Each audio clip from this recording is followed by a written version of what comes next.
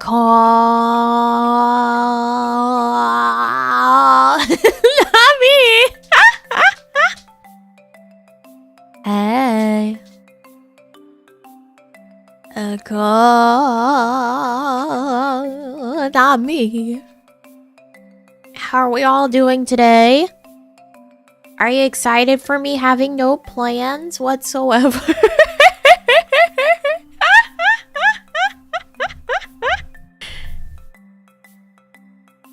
I have like some vague concepts to speak of.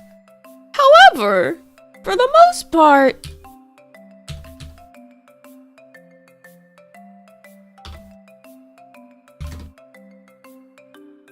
I'm me, so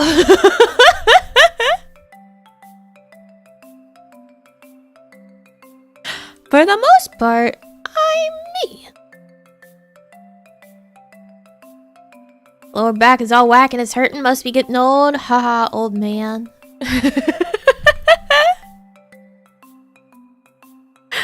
Haha, old man.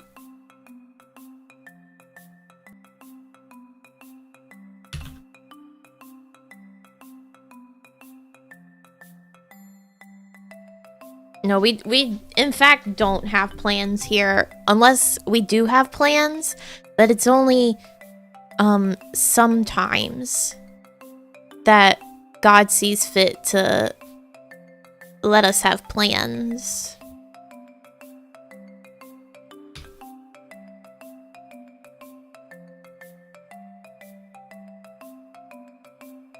Rush to no! No, okay, alright. The first thing I'm gonna show you guys is part of why when it gets close to November, my brain says we should write. Let me show you why my brain says November is writing time.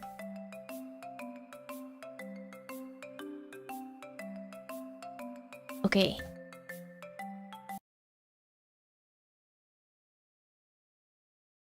This is the NaNoWriMo site. Welcome. It is the National Novel Writing Month website. I went to the wrong source, but that's fine. Look at the website in all its glory first.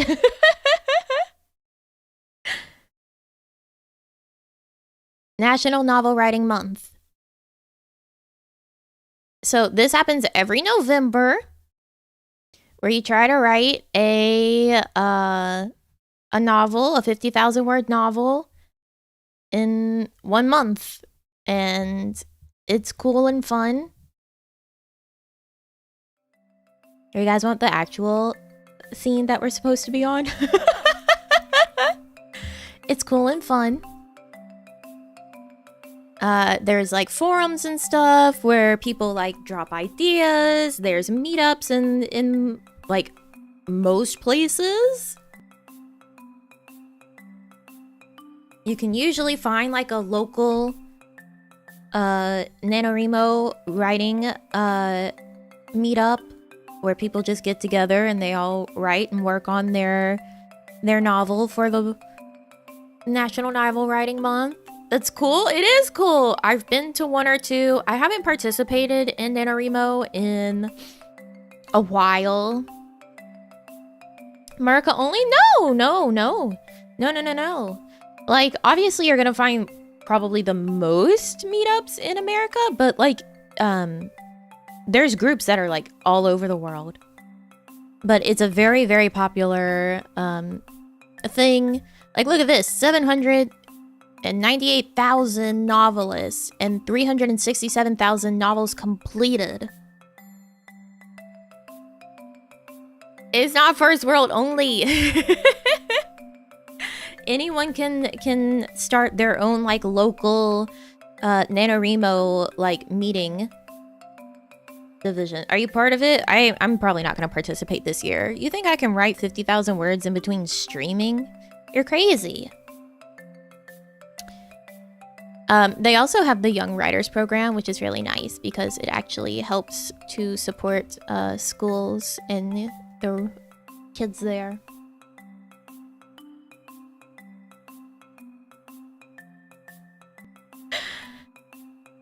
Wow, KB.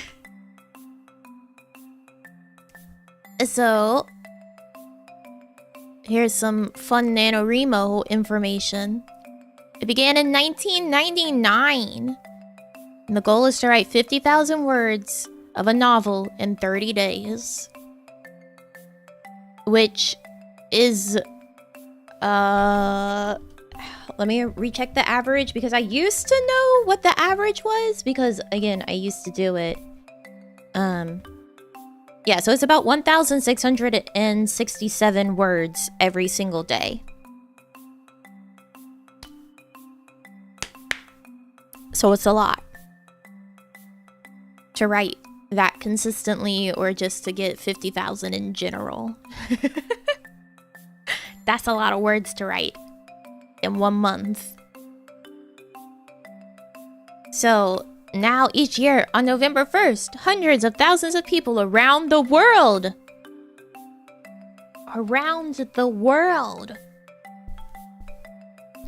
begin to write, determined to end the month with 50,000 words of a brand new novel.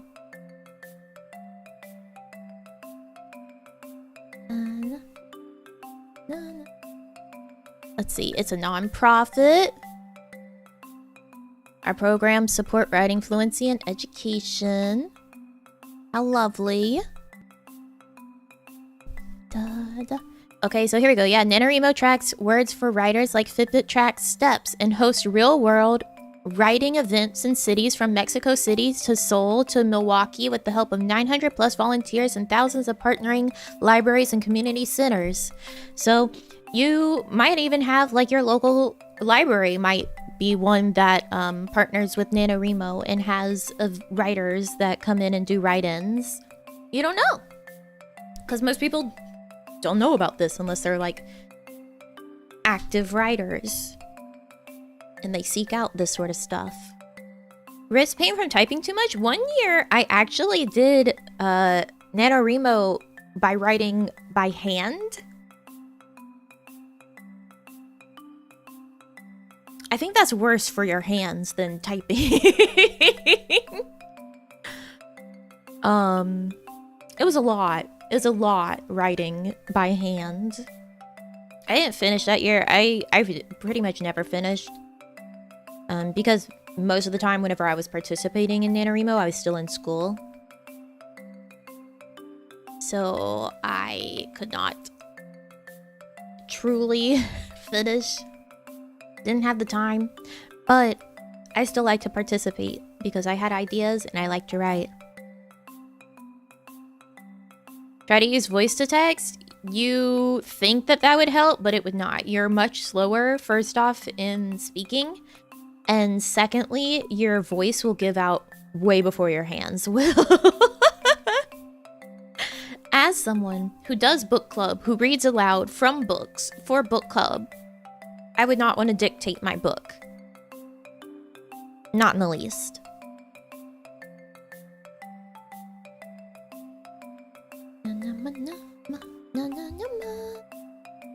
So let's see. Here's some facts from last year. In 2021, 427,000 writers participated in our programs, including 90,000 students and educators in the Young Writers program. So there's already way more people active for this year than last year. 842 volunteer municipal liaisons guided 671 regions on 6 continents. So wherever you are, there's probably a write-in happening, at least on your continent, if not near you. 406 libraries, bookstores, and community centers open their doors to novelists through the Come Write In program. And then, because NaNoWriMo is so popular and people like it so much that they wanted it to happen more than just in November, because, you know, November is a pretty crazy time for most people. Christmas is coming up, you have family gatherings and, like, gifts that you have to stress about. So, I remember the first year they started Camp NaNoWriMo, which is like, it happens during the summer instead of November, so that you can also do your novel during the summer instead of November. I think Camp NaNoWriMo, you can actually technically start it at any point in time. It's been a while since I looked at it.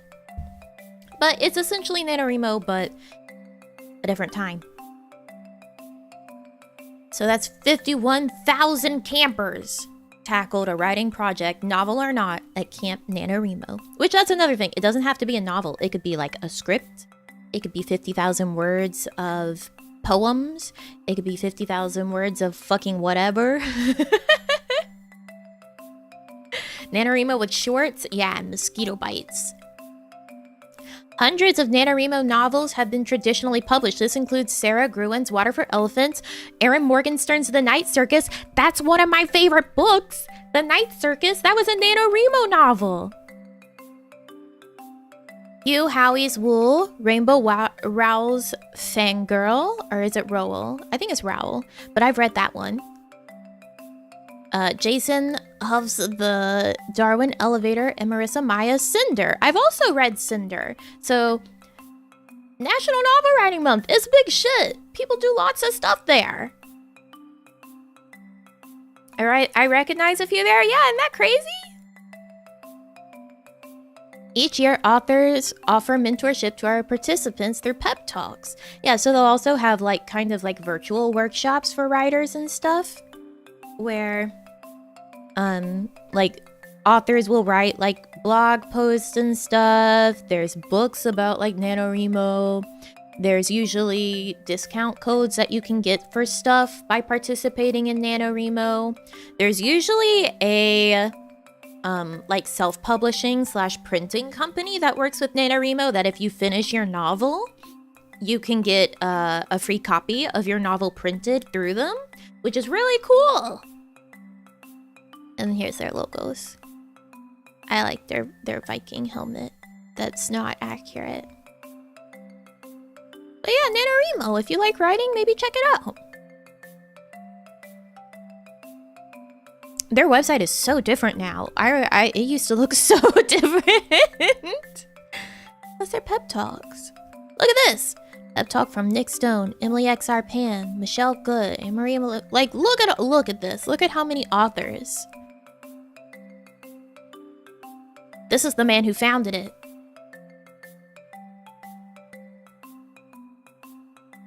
So many pep talks. And look, here's resources for prepping. Nami's face will be there too. No, probably not. Probably not. Gotta thank you for helping us find writing help. I love writing. I love creative pursuits. And if I can do anything, it's gonna be encouraging you guys to be creative. Because God knows this world it's all about the grind. It's all about the bag. It's all about stressing for your financial stability. I think people should be more creative in their time with their lives and enjoy themselves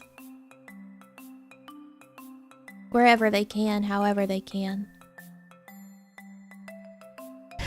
Got too real too quick.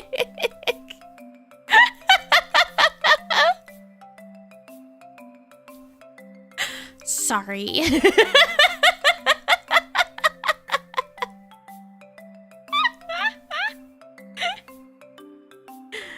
Sorry.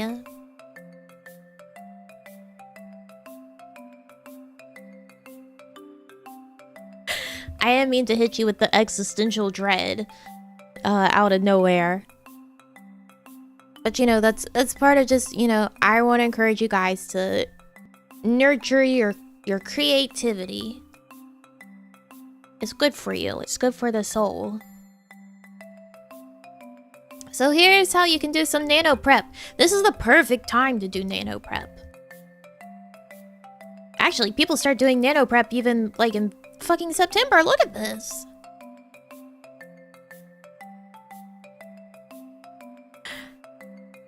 If you feel like you can do even more, check out that week's additional resources and come discuss how your weekly nano prep is going on our forums. So, you know, you develop your story idea, you create your characters, construct a detailed plot or outline, optional. Build a strong world, optional. Organize your life for writing, you should probably do that one. And find and manage your time, that one's in God's hands.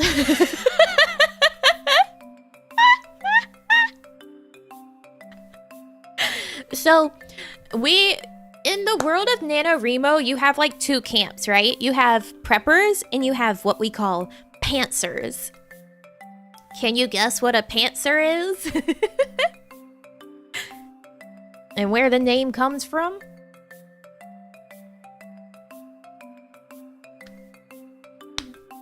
Melissa directing a short for my final class? Ooh!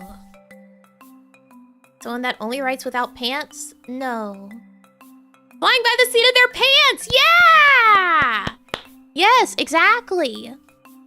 So you have your preppers, and then you have pantsers. Pantsers are there writing by the seat of their pants. They usually come in with like either a vague idea or no idea. They're not outlining anything. They're just writing, baby. They're just going. I'm usually a bit of both. Whenever it comes to NaNoWriMo, I'll have kind of an idea, but for the most part, I'm pantsing it. I'm not gonna, like, I might have like an outline for what I want the end to be and what I want the beginning to be, and I have no clue what's going on in between there. And that's where I pants it. One year I had zero prep whatsoever, no idea, no character, no nothing. I just sat down. Ultra pantsing. Yeah, everything in the middle is up to God, yeah. This stream is officially you pantsing it because you have no plan? That's always. I'm always pantsing it. I'm always pantsing it. So you can also see here, oh, writer yoga. How lovely. Got some banners for you? Cute! These are last year's. 2022 badge designs will be available soon. Oh, okay. But it's stuff that you can like put on places where you can show that you're participating. Hardest part of this seems to be finding a story worth telling, you know? Well, that's why like the forums are like actually really, really helpful. There's a whole adoption station is what they call it on the forum, where people just drop plots and like synopsis and characters and just whatever for people to take and use for NaNoWriMo. So people will have like a plot idea or like a vague concept and they'll just drop it onto the forums for anyone to take and use. So if you can't figure out like what you want to do, you can go to the adoption station. Planning where I want my story to end helps me pants it to that point. Yeah, I only prepare the character names, places, names, and vague general plot for that point. Pants it, hell yeah. Like when fanfics get set up for adoption when the writers abandon them? It kind of, but less so because you don't have anything usually but like a 1 or 2 sentence plot. And that's about it. Sounds really useful. I'd probably do something like that. I used to go and look at the adoption station a lot. A lot of my NaNoWriMo subjects actually came from me having dreams. And I'd write like what's going on in my dream. As a novel, I would take that weird world and I'd say, all right, this is going to be my novel this year. So that's what I did one year. I didn't finish it, but that was the one that I did with writing it by hand, like pen and paper. I must have been insane that year. Here's our weekly breakdown for your prepping. Develop a story idea you're passionate about. That's step 1. Step 1. Here's an exercise that's 4 ways to develop an idea. Look at this. Here's information if you can't figure it out. There's also some plot generators. The Adoption Society forum. Here we go. Oh, I can't look at it unless I'm logged in. I'm not logging in for you guys. I don't think I even remember my login information. But see, you can get and adopt a plot. And take it and use it and go. Are we being led to actually planning? I mean, some people like prepping, some people don't. That's life. It's up to you to decide. At the plot generator, yeah, we have 2 of them. So even if you don't participate in NaNoWriMo, the website is just covered in writers' resources. So I highly suggest you look at the website, even if it's just to look at the resources, because it doesn't matter if you're participating or not. There's so much here. So much. And it's also just like year-round a good networking place for writers. Like, people stay on the forums pretty much all year. And they chat like in the forums, and you have fellow writers there and everything. It's really nice. So let's see. Here's a random plot generator. The aim of this writing prompt is to help you develop a storyline. When you click the buttons, they will generate 2 characters, a setting, a situation, and a theme. Your job is to put the elements together and come up with an idea or a story. You can change an element by clicking the button again. Cool. Our main character is a young man in his late teens who is very overbearing. I believe that. Oh, a first line generator. Oh, that's the hardest part to me. Is like, for me, I can't write until I have a good first line. Like, that is the most important thing to me, is nailing that first line, and then I can write. Like, I'll sit there and I'll ponder that first line. The plot, I don't give a fuck. The first line, that is my life. Cody, the hedgehog is adoptable. Wow. Thank you for leveling up. Thank you, thank you. Didn't know the first line was that significant. To me, the first line really sets up the tone. I feel like you can tell a lot about a book from the first line of the book as well. Never thought of it as a problem, but now that I think about it, it seems important. Yeah, it sets like the whole tone for what you're writing. And see, okay, another important thing about NaNoWriMo is that you're supposed to just write. You're not supposed to edit while you write, because God help you, you go insane if you try to edit while you're also trying to write 50,000 words in 1 month. Like, a lot of people will basically take like the no backspacing. Hi, please read my book.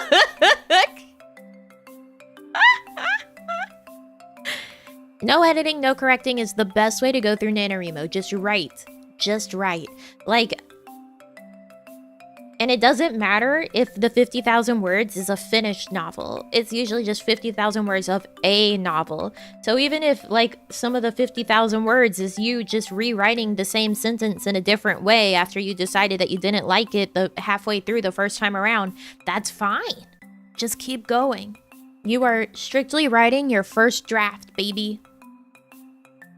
That's what NaNoWriMo is about. 50,000 words of your first draft.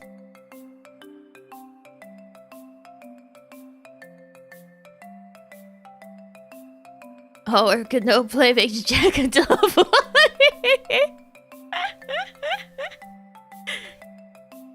So yeah, it's hard to, like, some people are really bad about over editing. That's me. I can't not edit while I write. It's a problem. But really, NaNoWriMo, the best thing that you can do is just write. Straightforward. Forget that you have a backspace. Just write. Typos, you can fix those later. Just write. So we can copy this to our clipboard.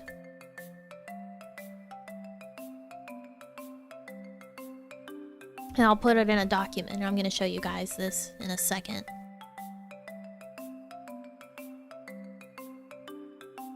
Her character too. A man in his early 20s who is very jealous. Oh god. Oh god, what a duo this has given us. Our setting? The story begins in a boxing club. That's interesting. I like that. The situation. A secret recording has been made. Ooh. The theme. It's a story about jealousy. That makes sense. The secondary character, he's very jealous. And the character action. Your character sets out to change everyone's opinion. But see, this is like a really interesting like plot generator. Because it gives you just like the bits. And you have to decide it on your own. Like how these actually go together. That's interesting. It's a good way to get the juices flowing. The brain juices, the writing juices. It's a good just like... Even if you don't actually ever do anything with it, it's a nice way to get you in like the writing headspace of thinking. Get off my screen. Of thinking in like the writing.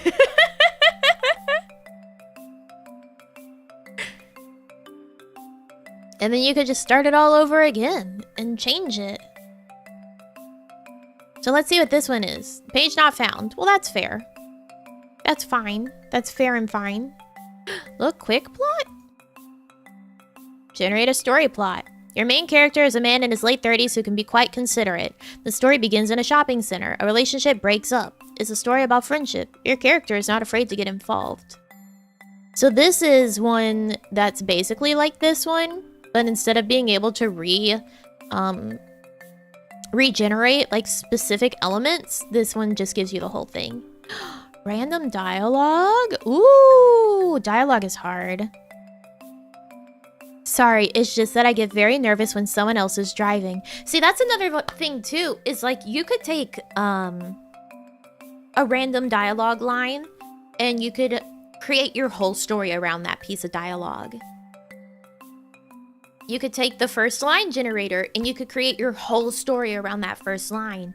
And that's like part of what's in the Adoption Society forum is like sometimes it's like adopt a one-liner, adopt like there's so many different adoption threads there with like themes. And if you have the creativity, you can just create whole stories around like these one particular things. Like I could definitely imagine taking this and creating like a whole scene around it, a whole chapter. Like, this is your character basis, this one piece of dialogue, you know? Like, you can really do a lot. If you don't know how to start or like what to center a chapter around or a scene around, like this is perfect for that sort of thing. Get one line, get one piece of dialogue, start working it around that. Like, you really don't have to have an idea. You really don't have to have an idea, actually.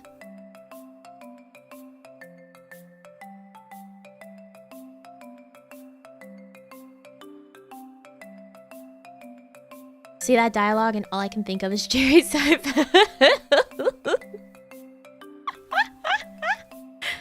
Let's look at their first line generator. Get off my screen. I don't want your fucking ad. Was it simply luck that it caused her to turn down this street? Ooh. Ooh. Interesting. That's a fun one. Look, plot structure. I just want to play through with all of these. I just want to play with all of these. Could go many ways, right? Let's do another one. Let's see what else it gives us. After 5 years, he just happened to be walking down her street. Ooh, it likes walking down the street. Can we get a not street one? As she stopped to catch her breath, she looked back. That's not a complete one, but it does leave you kind of open to like expound upon that. She looked around quickly to see if anything had been taken. More and more people were refusing to obey the laws of the land. Oh boy.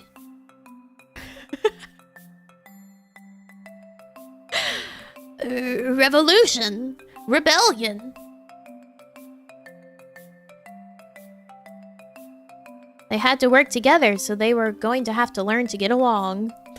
That just seems like a 90s comedy. Prompts following a certain type of genre. If you Google enough, probably. But not on this website, it seems. Ooh, a title? A setting? Take 3 nouns? Let's just look at some of these generators.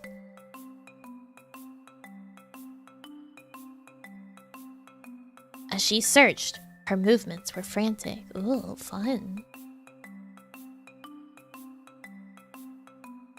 Look, here's something about plot structure. This isn't a generator, this is just information. This is just information. Thanks! Thank you for telling me how a plot structure is, so, you know. Here's a story title idea. Use these buttons to create your own story title. The Magic Fox. Can you make a story with that? The... Okay. The Melodic Vase. The Evil Vase. The Evil Man. The Evil Watch. The Evil City. The Curious City. The Lost City. The Lost Cottage. Ooh! That could be intriguing. How is the cottage lost?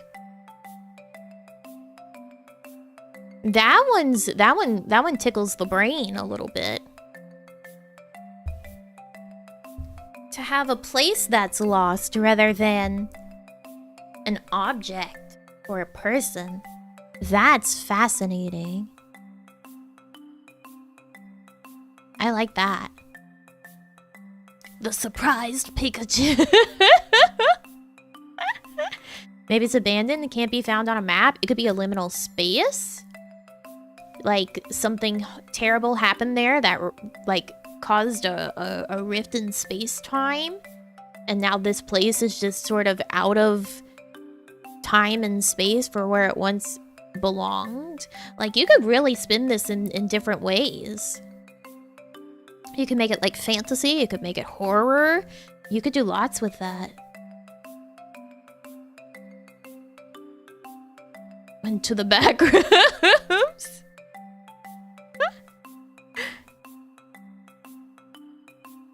A lot of cottages built by Washington and his men in mountains that were lost could be a historical setting. Yeah, it could be so many different things. There's so much potential here for how you could spin that. The angry cottage. The angry cottage. Oh, the angry bicycle. Christine, watch out. Maximum overdrive, move over. It's time for the angry bicycle.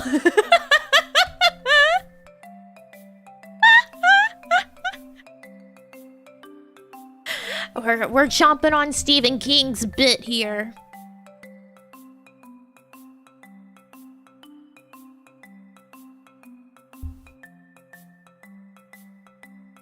A title like The Angry Bicycle would catch my eye. I think these titles are truly best used for generating like an idea off of the title rather than actually using it as your final title. That's how I would use it. I would use it to be like, ooh, what could I do with this title? Like, how could I turn this into a plot? And then you would name it something better.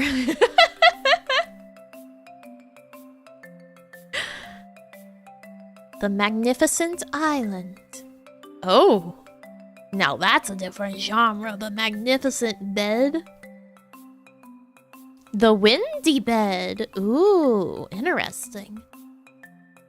The Hollow Bed. The Hollow Hunter. Oh. A Hollow Knife. The Endangered Knife. Why is it endangered? The Jolly Knife. The Jolly Rose. The Windy Rose. The Windy Doll. Oh, I don't like that one. That seems haunted. Anyway, so that one's a fun one. The story title ideas. Here's one that's... Anyone want a RTX 4090? I'll bring the ad back up. You want an RTX 4090? MSI RTX 4090 and upgraded thermal design enhances RTX 40 series GPU heat dissipation under full loading.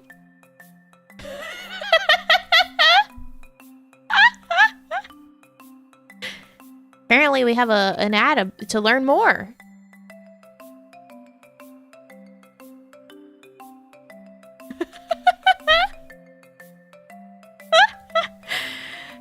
Just bought a 3070. I have a you know, I just got a 3060 not long ago myself. I don't need a 40 series. It's fine. Click it? No, I'm scared.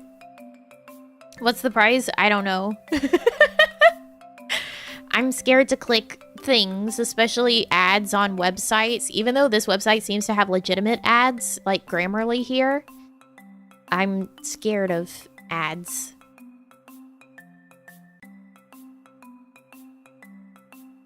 Start at 1600?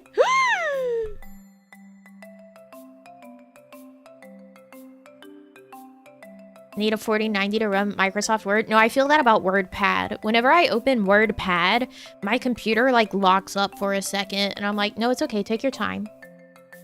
It's just a bare bones word processing program. I don't know what your issue is.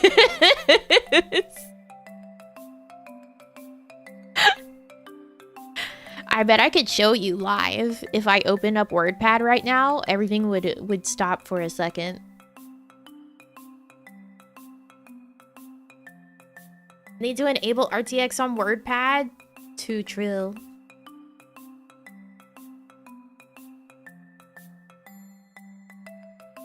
Do it for science? Okay, I'll open WordPad. And this is WordPad, not Notepad. They are different. Alright, here we go. Let's open WordPad. Are you gonna make a liar of me today, WordPad? Oh, nope, there it goes.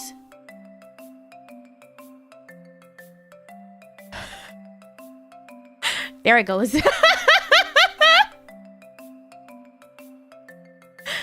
I don't know what it is. I don't know what it is. Yeah. It's just fucking WordPad.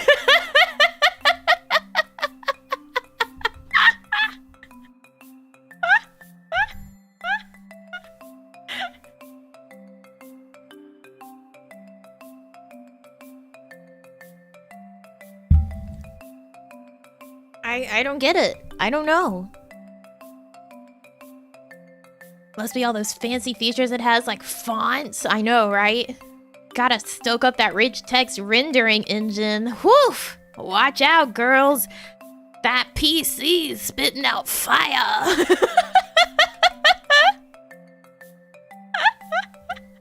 Did the same to my PC. I just opened it. Yeah, I don't know. WordPad's fucked up. I don't know why, but it is. It's what I use though whenever I script things. Because I'm lazy and it looks better than Notepad. And I don't want to open like a for real word processor. Rich text format, that's so hot. Yeah, I can save it as an RTF. Do you like that? Are you impressed? What are they doing to WordPad? I hope fixing it.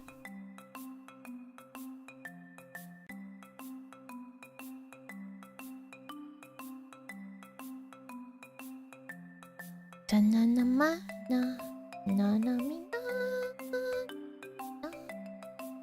is an all ages stream? I don't know what you're talking about. There's nothing nefarious happening here. Anyways, let's look at this creative setting.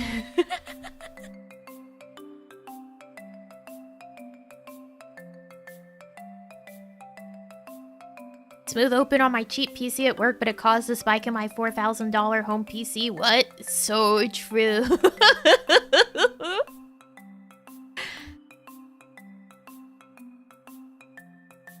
Timeout. Go to timeout. I told you literally like the week before last. Timeout. 16 cores ain't enough. It's never enough for WordPad. What are we doing? We're looking at a creative setting generator right now. Let's see. The aim of this exercise is to help you describe a setting. When you click the buttons, they will generate an outline for the setting. The words that are generated are not great literary prose. I'll leave that to you, but they give you an idea of what details to include. Once you have the outline for your setting, imagine yourself there. Close your eyes if it helps. After you've read the following, what do you see? For example, what buildings are natural formations? Are there any people? Animals? Plants? What do you hear? Smell. What textures can you feel? Can you taste anything? Use any or all of your senses. Zoom in. Make a note of details. At this point, write as much as you like, but later, edit ruthlessly. Too much description can be boring. Too true. Alright, it's evening. There's a light cloud in the sky. Alright, it's slightly overcast. You're in a national park. And there's a charming feel to the place. I mean, this doesn't really do anything for me. Personally. I'm not feeling it. But it would be a good exercise to just go through and do all of this. Even if you don't actually use this setting for anything else. It again would help you get the brain going. The juices flowing. Is it a pet park? That's you. You could decide that. It's writing. You decide. Let's try again. It's twilight. There's a band of heavy cloud. You're high up in a mountain. There's a mystical feel to the place. Ooh. It's evening. There's a strong wind blowing. You're by the sea. There's a restless feel to the place. I like that quite a bit. Feels piratey.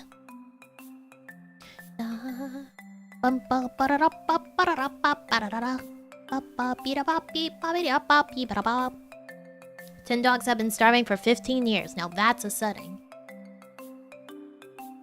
What are you gonna do with that setting?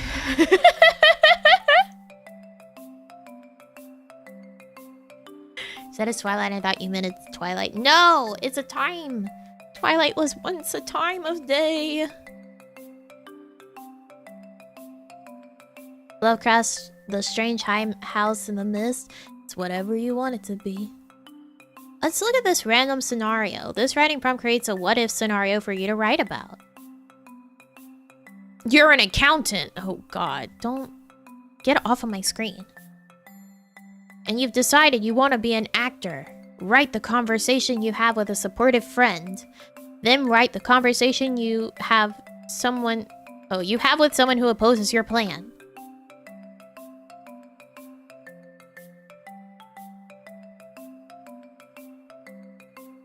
That's Terry's life. Terry, we have a scenario for you to write.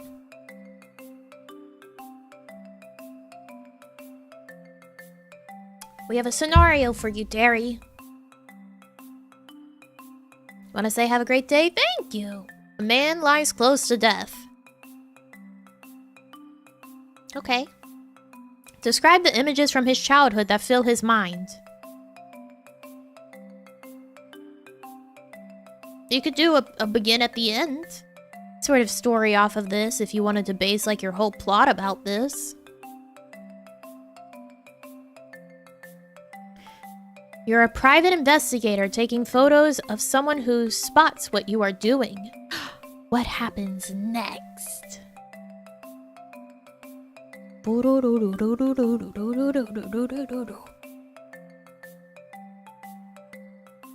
Write about two aliens playing Earth like a computer game.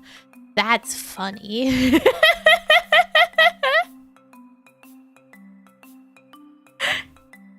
That's funny. I like that. Yeah. Sims. Yeah, Sims. Sims. But it's for real. I wish I were simply being controlled by an alien. I think my life would make much more sense that way. You have the power to command storms. How would you use this power for good? I don't know. Do we really need that line? I just like this line. Your friend asks you to put the lottery on for him/her, then wins $1 million. How much do you think you should give for your trip to the shop? Write about what happens. For good? That's boring. Do we need to be good? Exactly. Do we need to be good?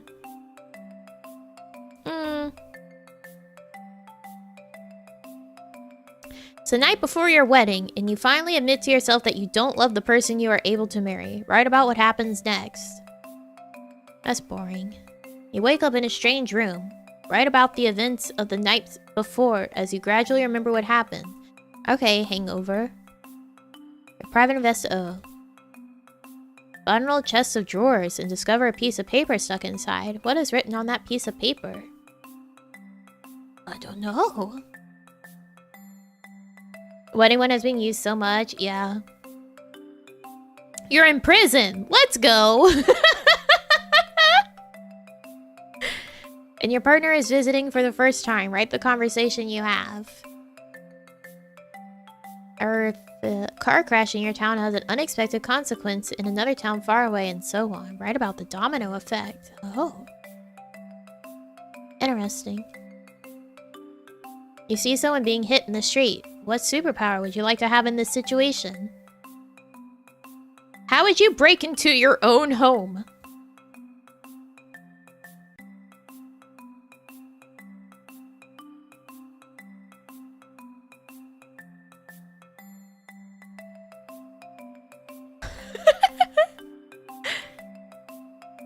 I've done that before. I had to do that once, actually.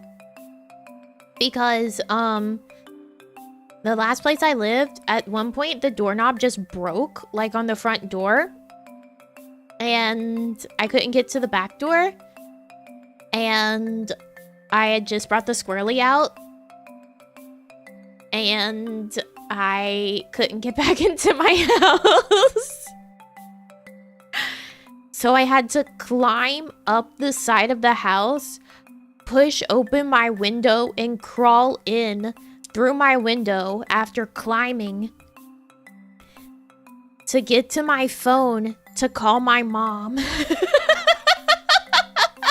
To be like, hey, the door won't open. We had to literally saw through the doorknob, like the piece in the doorknob that actually closes the door. We had to saw through that because the mechanism just broke inside. It literally wouldn't move. And of course, I just thought I was gonna bring the squirrely out for a quick walk. No. So, you know, I didn't bring my phone. Shows me what's for.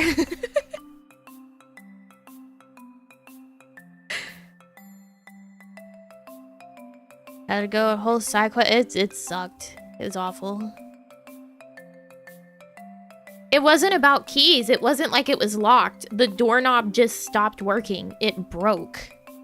It's not about, like, it being locked. It wasn't locked. I had just left the house for 2 seconds, so I didn't lock it behind me. I was just walking my dog. The doorknob just broke.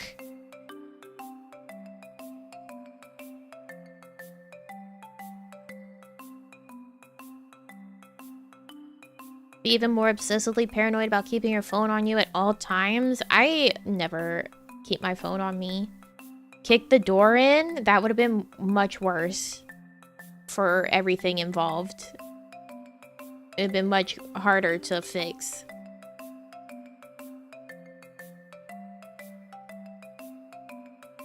Sue? It was an old doorknob. It just broke. I wasn't living in like some brand new place. Things just break. It happens.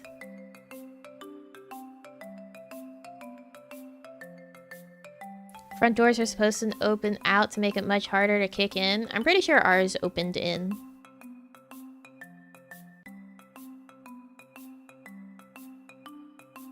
Working doorknob and it was faulty? I mean, it was working before. It just broke that day. Things break. I mean, nothing stays good forever. It's not like some nefarious thing happened, it just broke. Make mind maps in minutes. No! Random subject to write about. The aim of these writing prompts is to encourage free writing. This is writing without stopping and without censoring. Writing in this way can help to break through blocks like self-criticism and fear of failure to find your own unique voice. Choose a prompt and decide how long to write. 10 minutes is a good length of time to begin with. Try to do one free writing exercise a day. Cool for knocking out the hinges from the other side, but if you don't have that, I guess sawing is the only way. Like, we took the doorknob off and everything. We tried to do it the normal way. That shit was just, it was fucked. It was fucked. We had to saw through it. It was not coming out. You could pass a law right now. What would it be and why?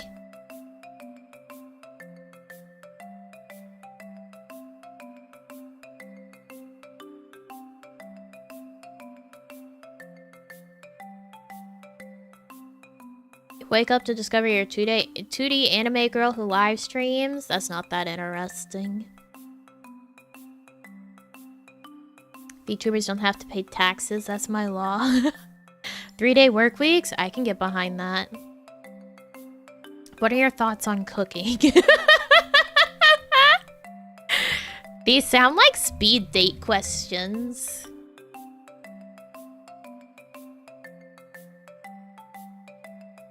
I sit down with you at a nice cafe. I order a white chocolate mocha, hot. You have your drink. And I say, what are your thoughts on cooking? Did you end up baking a cake? No. You guys have this weird thing where if I mention any activity, you just assume that means it's going to happen.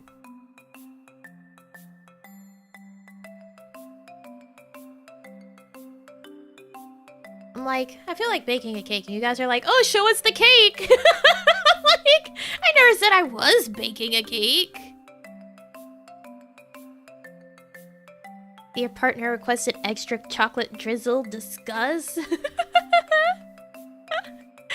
Writing and speed dating are almost the same. What's this, you guys? You guys? Why not just do it? It's not a huge deal to do because, it is in my house where my mom can't have gluten, and pretty much the vast majority of, like, enough ingredients that I have would mean it's a cake that has gluten.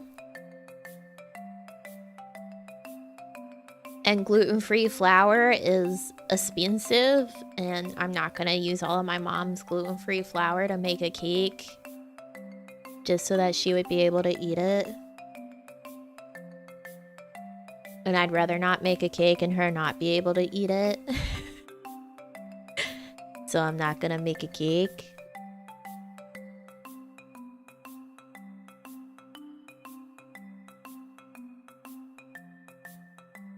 Pumpkin pie, you really want to do? Oh my fucking god, Where?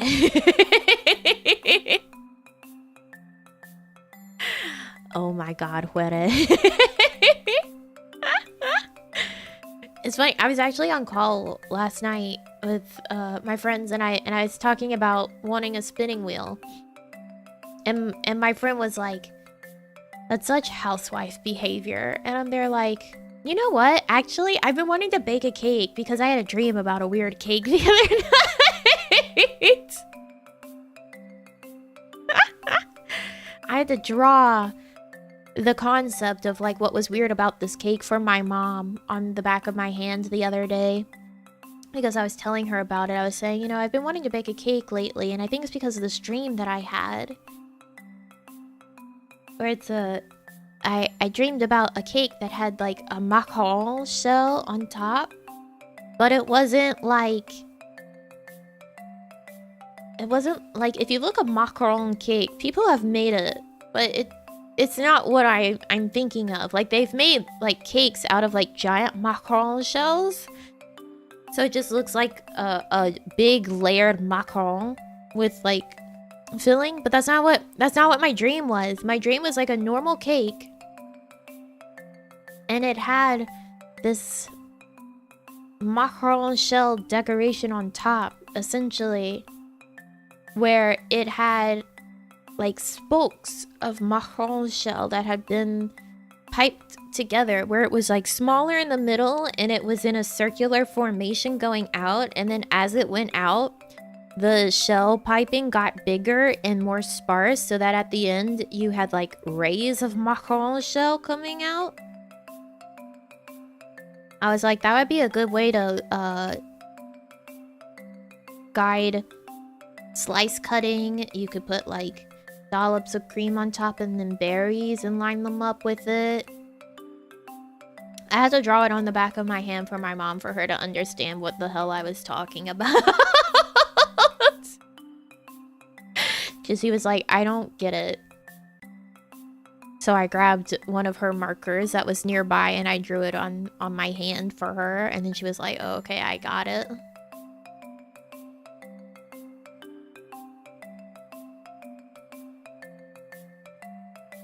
Let me see if I can find... Let's see. Spokes. Sun spokes clip art, maybe. That's not quite what I'm envisioning.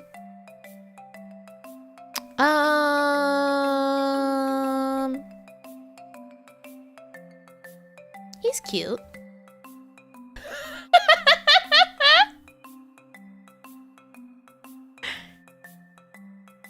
That's cute.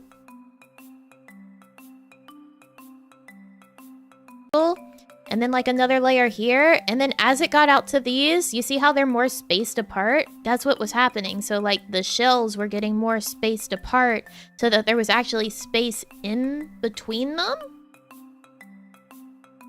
But it was still like, so it was like a spokes situation by the end of it, but you had like an actual circular bit in the middle.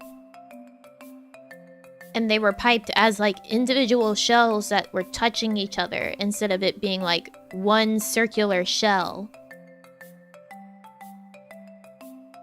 Why would it do this to me while I'm explaining?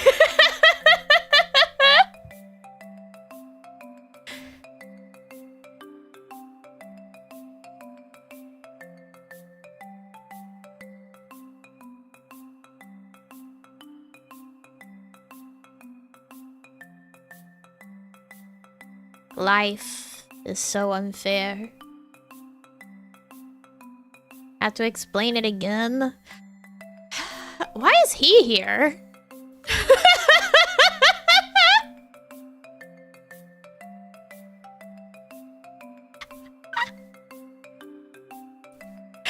Why is he here?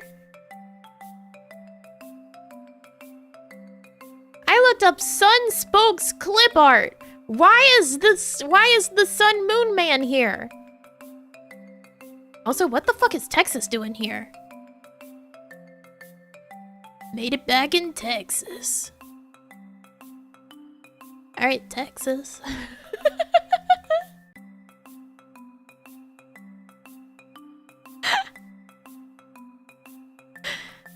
Anyways.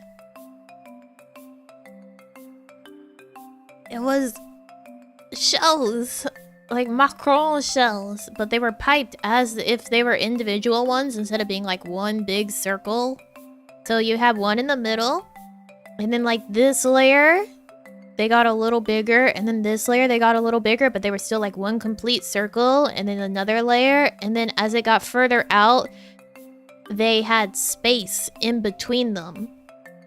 So it'd be like one here, and one here, and one here, and one here.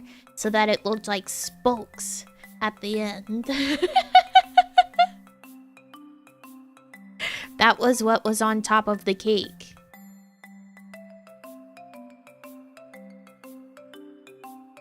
That's so weird, isn't it?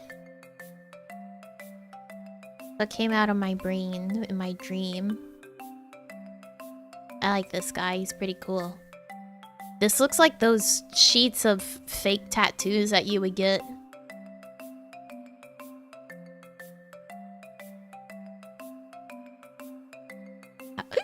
How would you even do that IRL? You bake them together?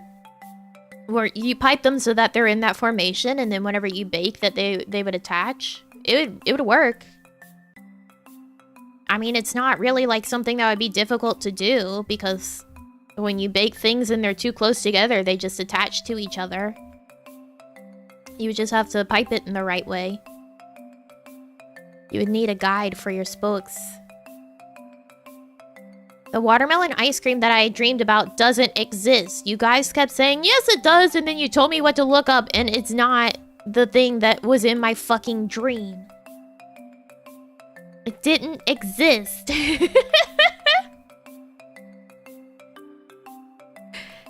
It's simply not the case. Doesn't my country... It doesn't exist!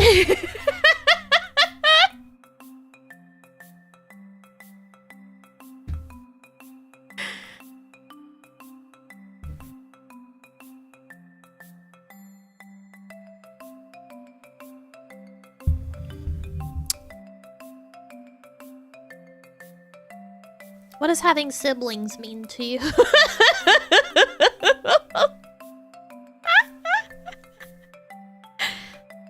What does having siblings mean to you?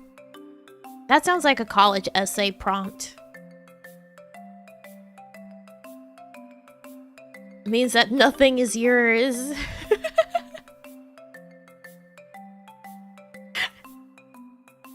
Competition for resources. How does the weather affect your mood? His name is Kyle? You would be named Kevin and Kyle. You would. Your parents would do that. Kevin and Kyle. You guys are not nice to your siblings. Do you have siblings?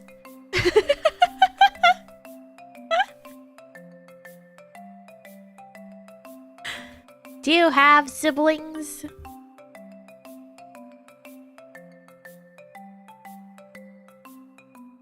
I do. I'm nice to them. I don't believe that.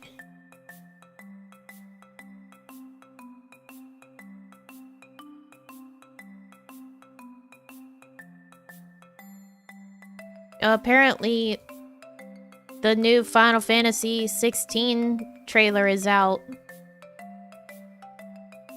Congrats to people who are excited on the dirty looking 16. I have a little sister and I'm always nice to her because she's weak and sad.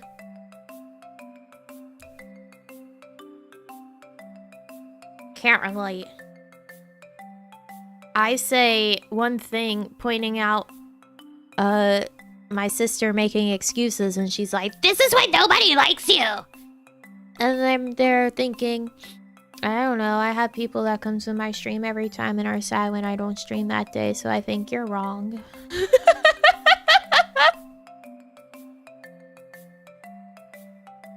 think you're wrong.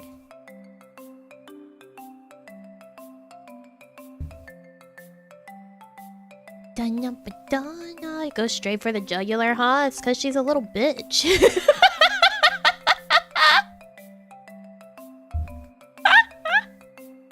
She's in that age. She's mean to everyone, especially her friends. Does she watch your stream? No.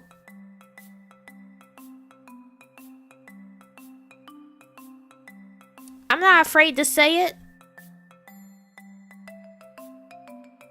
13 and 14-year-olds, they're little fucking bitches. She's gonna treat you like that? Yeah, for real. Just calling it how it is. She's mean to everyone, especially her friends. My mom's always like, you're not gonna have any friends.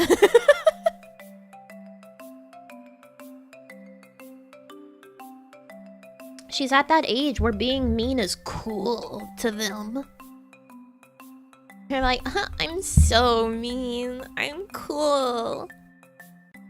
It's so cool to be mean for no reason.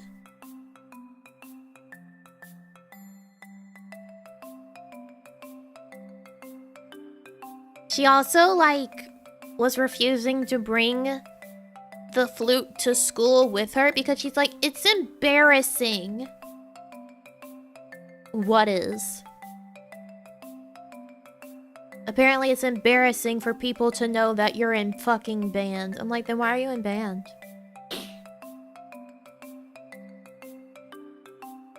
Why do you let your perception of other people's perception of you rule your life? You want to talk about embarrassing behavior? Giving a shit what other people think and allowing them to control your actions that way? That's embarrassing behavior.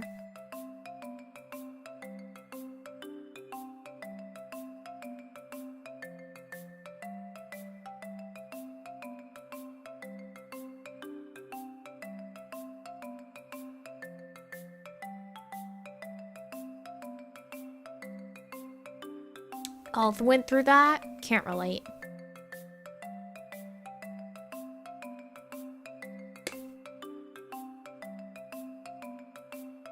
Chance you do another flute stream? Well, the flute that she's bringing to school now is the flute that I purchased. So I actually don't have access to a flute at the moment. Because it's being actually used by someone.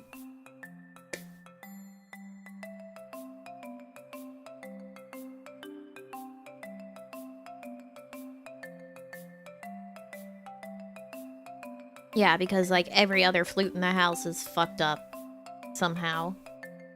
It's like, she can try my flute and use it. It's not like I'm playing it all the time, so... whatever. She can use my flute.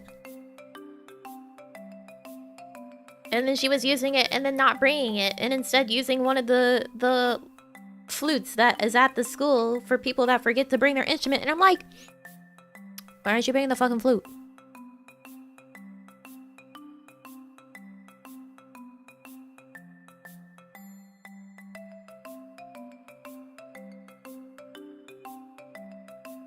How on earth did those flutes get obliterated? We don't know. One of them, we don't understand what's wrong with it. Like, the springs look fine.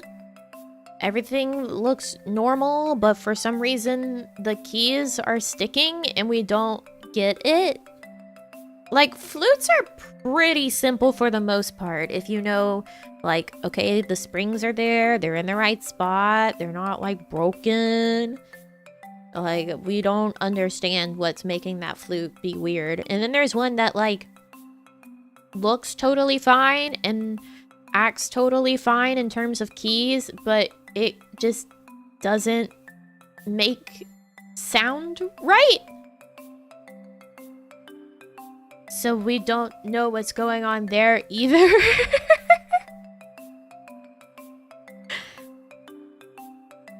we just don't fucking know. Something stuck in it? No, you would certainly know. There's really not much more to flute than, like you said, a metal tube with holes and buttons. You can see straight through it. Flute I owned as a teen lasted for 2 years before it got busted. Yeah, like, if a flute just decides it's done, it's good fucking luck figuring out what's wrong with it. Because it just seems like God says it's time for you to die, and then it no longer behaves as a flute.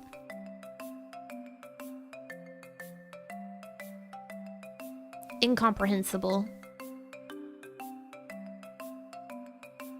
Eating something sticky like candy? We've already made sure that all the pads are clean. Music shops fix that sort of thing. A lot of times it'll cost more money to get a music shop to fix it than it would be to just get like a cheap flute. Especially because we don't have any music shops remotely nearby. It'd be like 2 hours to go to one, or we would need to ship it to somewhere. So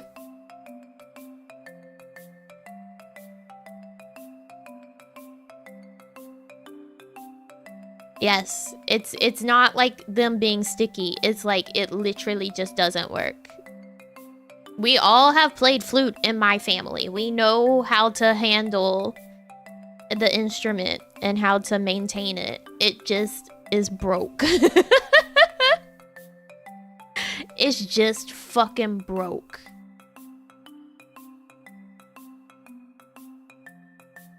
Mostly have guitars and basses shops, but yeah, it's like there's a guitar center nearby, but a fucking guitar center isn't gonna help.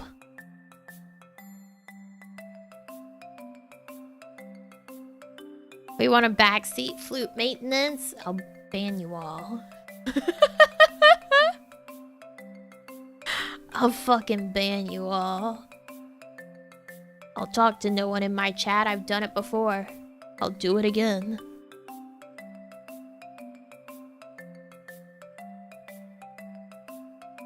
Repeatedly buying cheap flutes perpetuate having random broken flutes? Not really. Cheap instruments, like cheaper flutes, and I'm not even talking about like cheap. The flute that my sister has right now, that's the one that I purchased, is still a $200 flute. They just don't sound good. They work, they just don't sound good.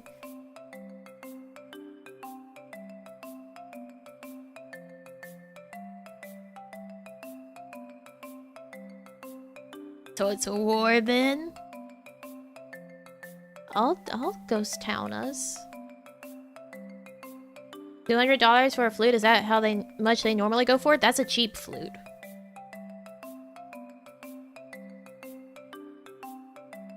A good flute is like 1K. That's like a higher end student level flute, which is still the lowest level flute that there is. Because above student, you have intermediate, and then you have professional.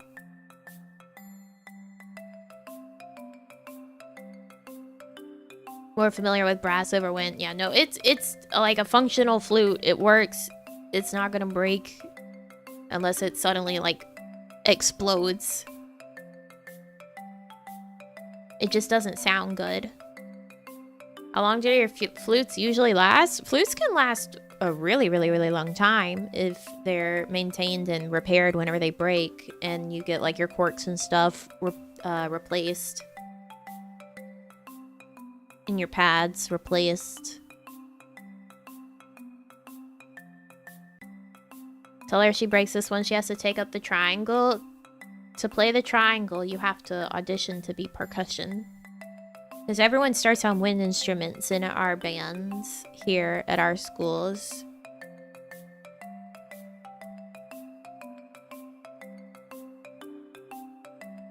So, to be percussion, you have to audition to be percussion.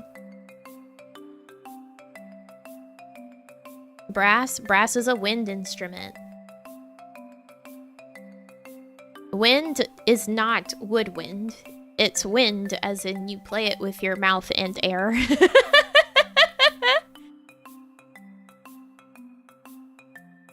Brass and woodwind are wind instruments.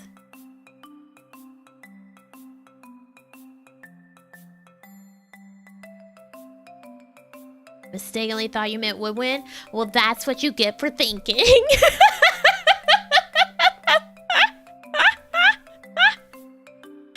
That's what you get for thinking. Maybe you should consider that next time.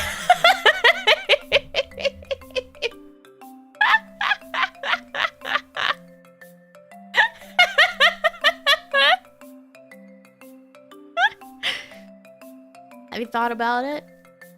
You shouldn't.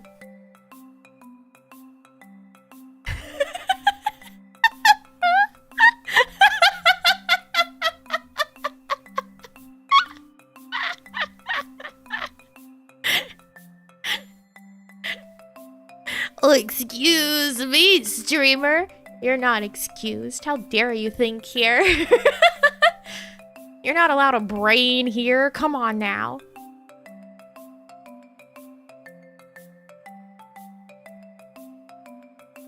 What's wrong with you?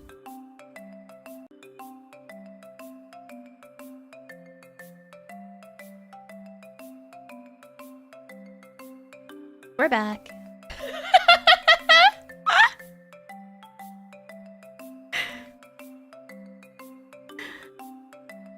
2 bits, not enough. It went to 0, and then it was like, here's 2 bits. And I was like, oh, cool, thanks. Cool, thanks. Oh, I like got jump scared by moving to a different scene this morning. And I was like, oh, that's not my model. Because I was working on a commission yesterday, and I brought it in to check how it looks in VTube Studio with the actual tracking. And I didn't move it back to my model before I closed VTube Studio. So I went to go check and make sure everything was set up on a different scene. I was like, oh my god, that's not my model. Holy shit, that's not me. Very risky? Not really.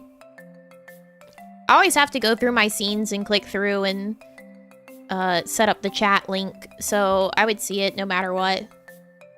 Almost doxed yourself? How would I dox myself?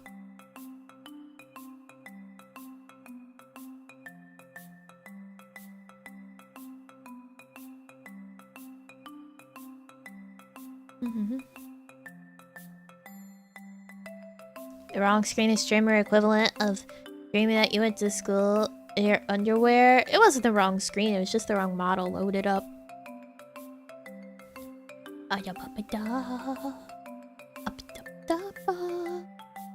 Which if you... Considering how many VTubers are out there, even if I showed a model that I had worked on, the likelihood of you being able to hunt down that specific person and that model seems quite low.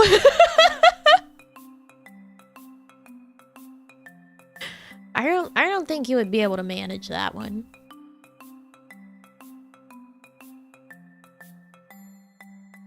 Right about a special summer's evening.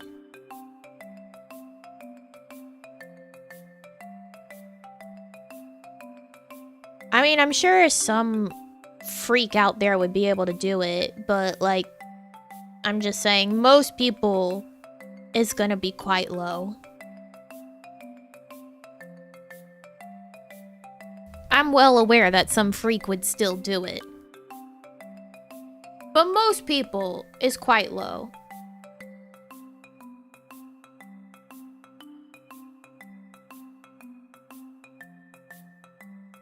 Of course, I follow Candy Choco, the pre-debut V-tweeter.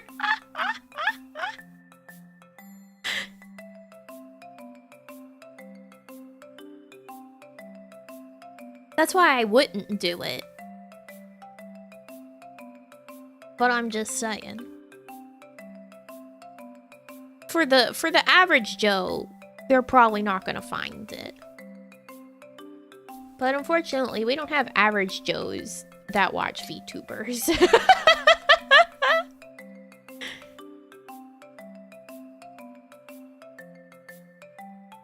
Came into a large amount of money, what would you do with it? Retire. I'm not even at a retiring age and I would retire.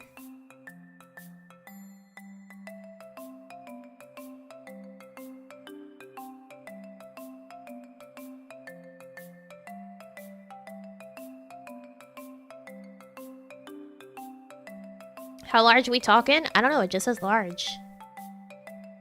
I would happily sit and read every single day.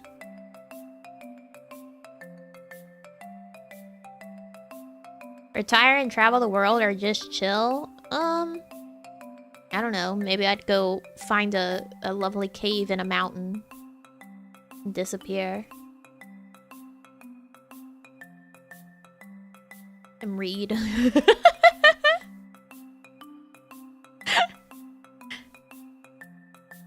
Yeah, find a lost cottage.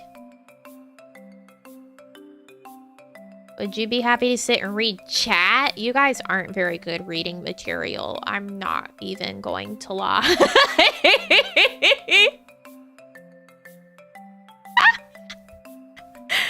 You're not very good at reading material.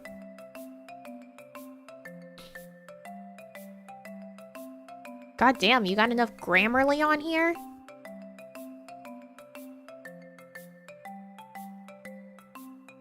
Because we can't think. Tell me I'm boring without telling me I'm boring. It's not necessarily that. It's just like, I would never choose to read you over reading a novel. There's no plot. There's no intrigue.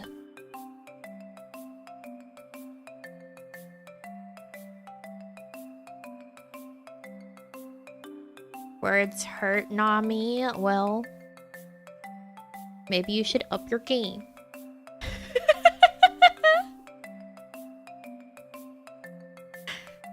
Maybe you should up your game.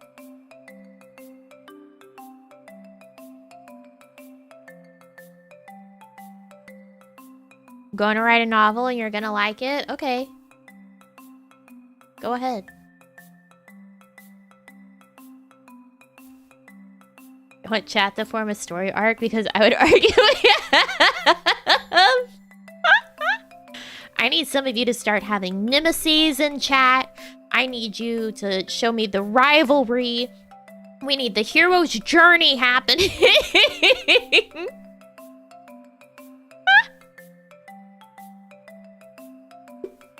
Up your game.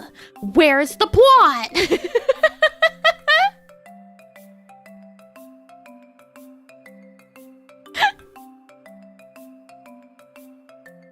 Sorry for the lack of intrigue. I guess I can forgive you, Forrest. But thank you. We've lost the plot, you know this. That's true.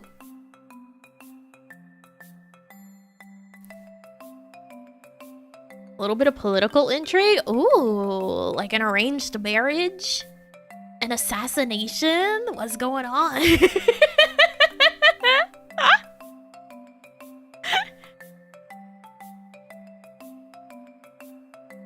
Gary, I don't like your name. Time to become Nemesis. There you go, see?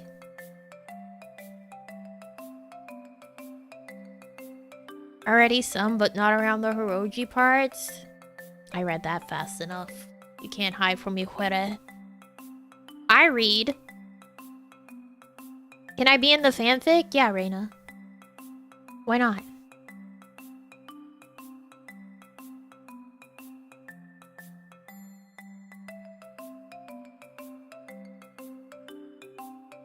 Character arc is slowly losing IQ points each stream. I want to be Danny DeVito. Okay. So how's that gonna work? Are you Reina or are you Danny?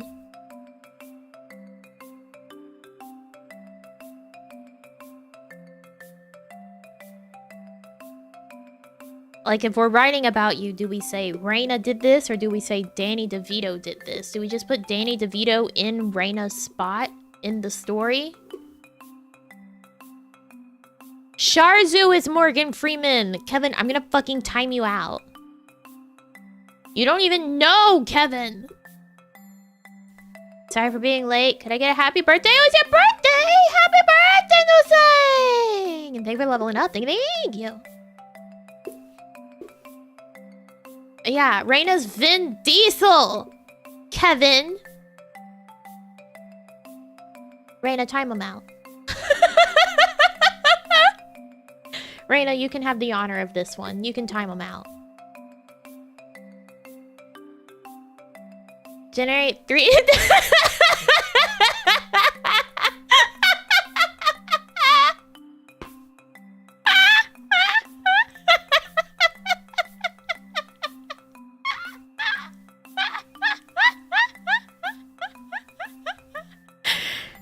Good job, Reina. Good job.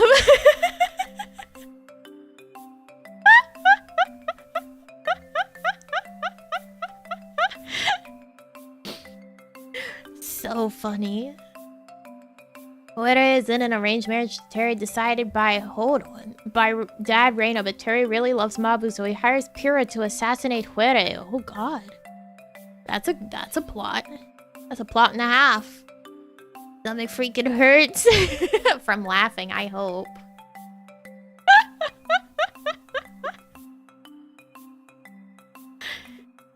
Can I say my nemesis is math? Sure, why not? I just opened my Wattpad account. Novel will be ready soon. Alright, go Gary. Go. From laughing, good. Good.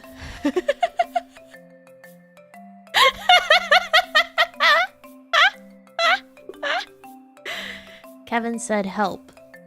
Thank you, Kevin. Thank you, thank you. There is no help for you.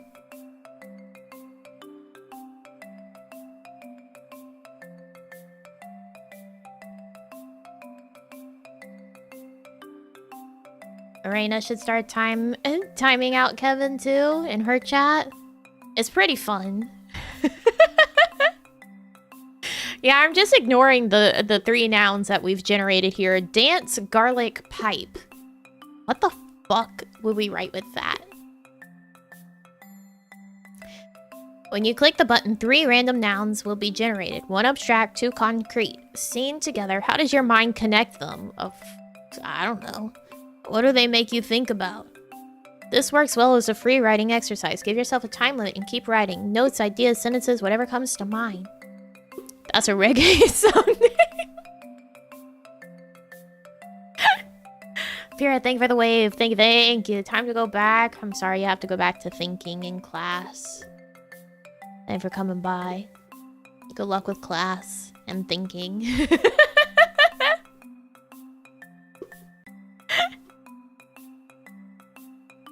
The garlic's father is forcing them to be a doctor, but they always wanted to dance pipe, so they run away to join the circus. A dance where vampires are hit with pipes tossed with garlic. Oh. Sick today, but this is curing my ailments. I'm glad you're having a good time, Reina. A young vampire has an uncomfortable experience at their first college dorm party. Interesting.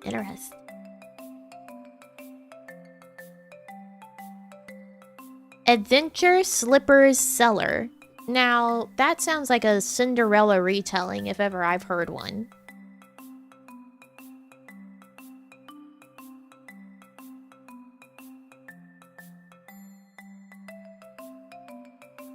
Slaughter is the best medicine. Yes, it's true.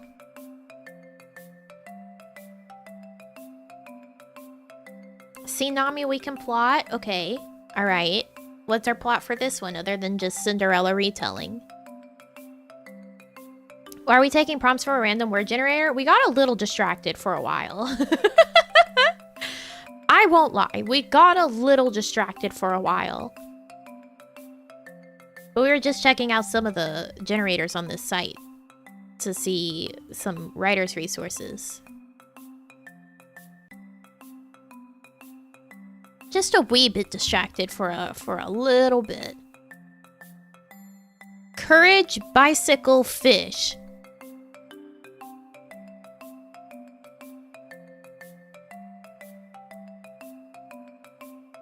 Did a fish get the courage to ride a bicycle? Sounds like a Courage the Cowardly Dog episode. That's what I first thought of too, is like a weird fish on a bicycle and Courage like flipping his shit about it.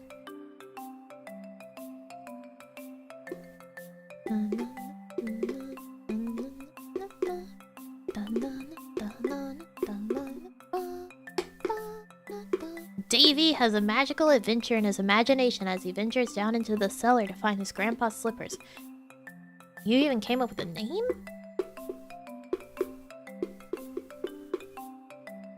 Young girl works up the courage to bike to a pet shop and buy a fish. Along the way, stuff happens.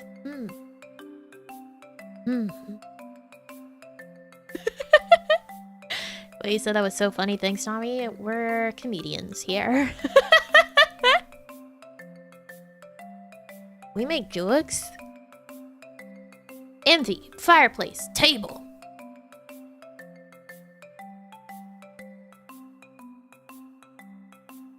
Maybe the table envies the fireplace because it no longer wants to exist. And it craves the sweet release of death through the warmth of a crackling fire.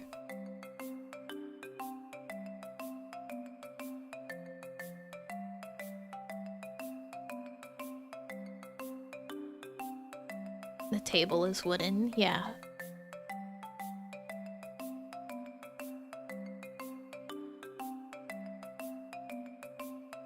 Young boys go into a little bike adventures to fish at unusual and beautiful spots. Each episode he meets people that become recurring characters who come be slice of life. Oh, that would be cute. Where, eh? Too cute! Get that shit out of here!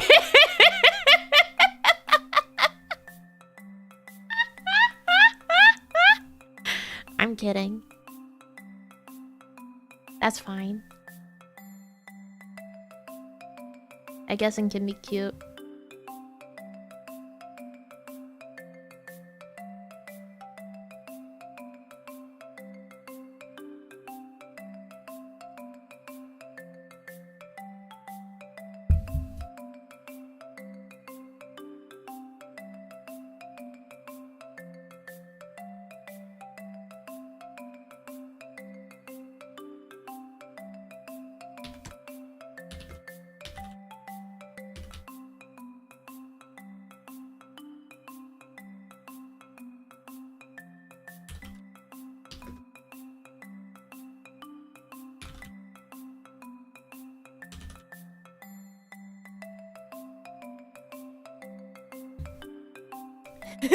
No joy.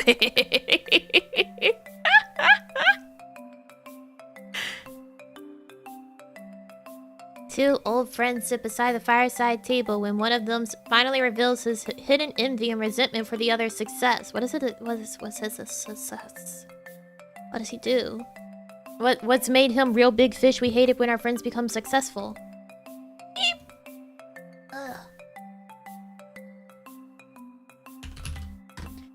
My brother finally told me a monetary limit. Let's go!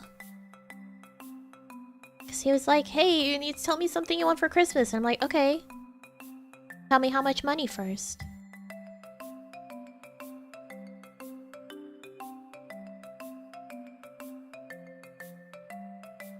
Tell me how much money first.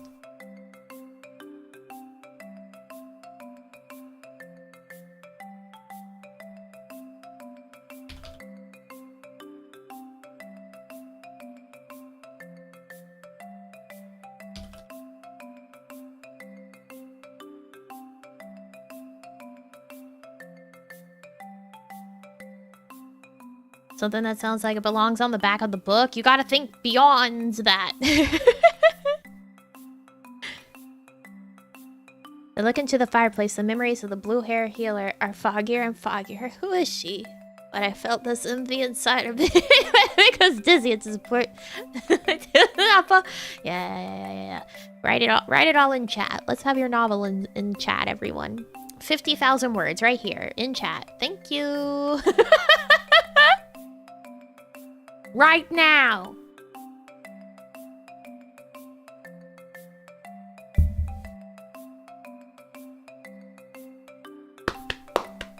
Go.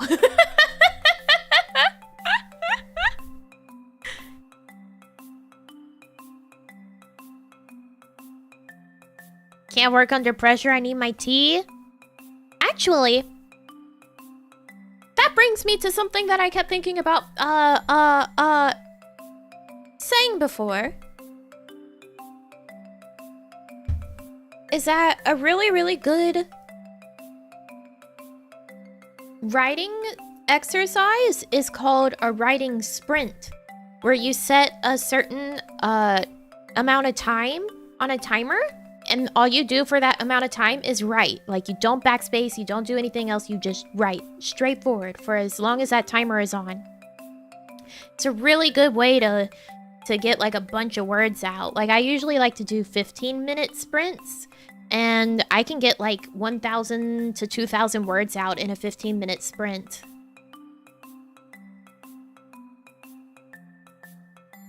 That actually helps? Yeah!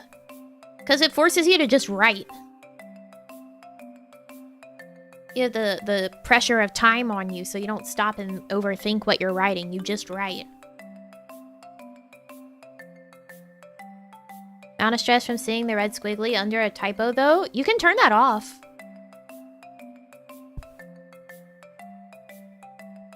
Story has to be coherent, or it's just writing whatever. I mean, ideally when you're doing sprints, it's to like help you push forward on what you're writing. You usually have something that you're trying to write and you're doing a sprint on it. Like an idea.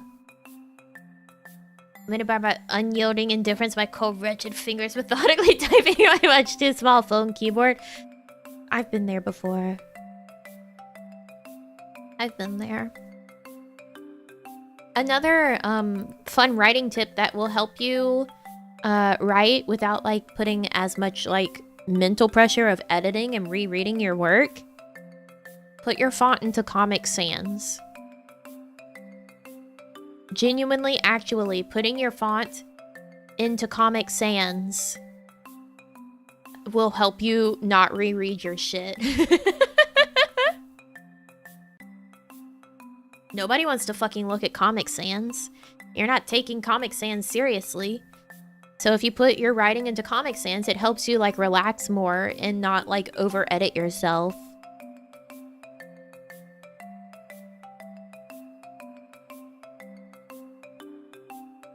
That's a good tip. Yeah. I submit this somewhere, wherever you so please, I suppose. Set my text color to white. I can't do that because I forget things. I need to be able to read what I wrote before sometimes.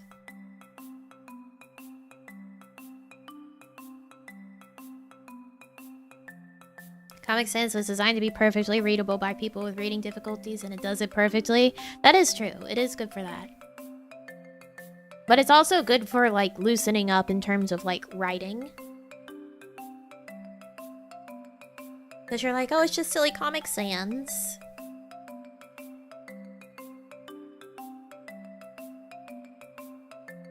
I didn't realize that it actually kind of made sense when I was typing it. Yeah, you could do that. You could change your font to white.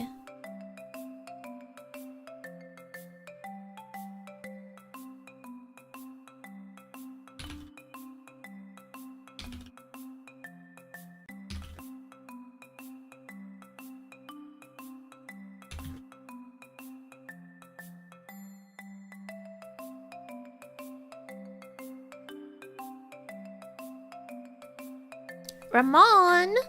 Thank you for becoming a chosen hero. Thank you, and welcome. Huzzah! To the new chosen hero. I always waste time rereading random sections of my work before getting to actually writing. Maybe the Sans will help curb that so I can actually make some progress. There you go. You could try that for sure. Huzzah!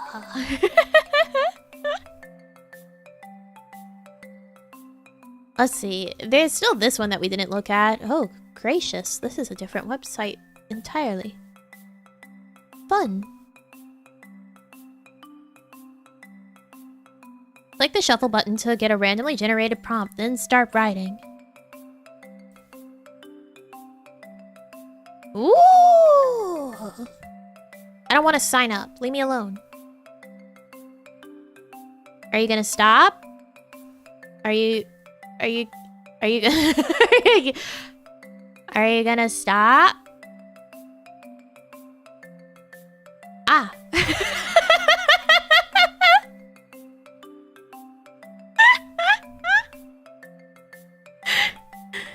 A kleptomaniac stumbles upon an ancient mystery. The prop is a hidden door, and the setting is this lovely walk in the forest, it looks like. A nice little boardwalk.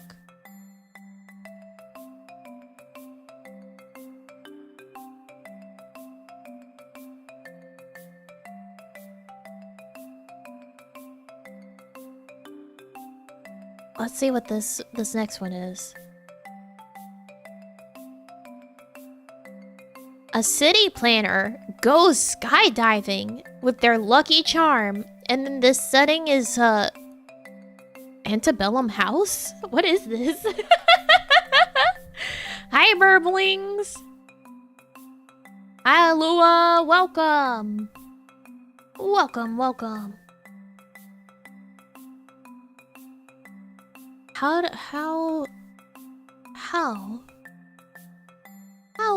do this prompt?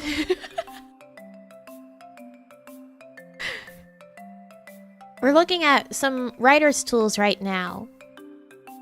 Like a bunch of generators.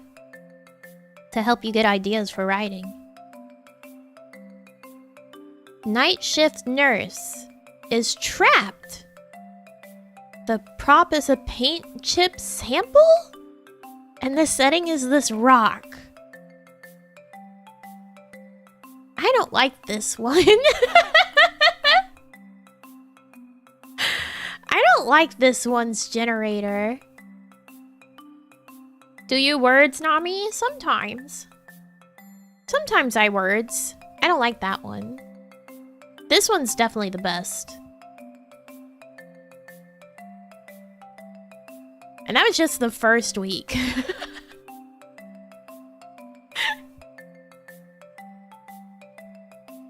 That's just the first week of resources for idea generating. But I mean, we got distracted by the other generators on that plot, on that site. So that's why it took a while. Week 2! Create complex, believable characters strong enough to shoulder a novel and hold your interest. That's important. Characters have to be good. Characters are the active drivers of your story, and a huge part of a first draft is getting to know the characters you're creating. Get a head start with this exercise.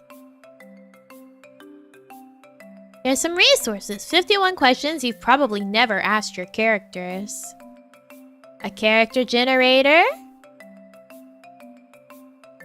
Choosing your protagonist's gender. Why is that such a specific thing? Writing with colors. Oh. Webcast. Games to develop your characters. Adoption, and there's the Adoption Society forum. Oh, the Adoption Society. What a lovely place.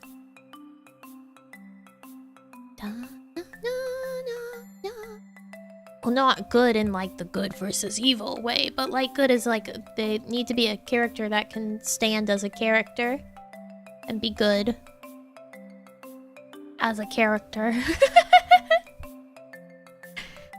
Character good to read? Sort of character.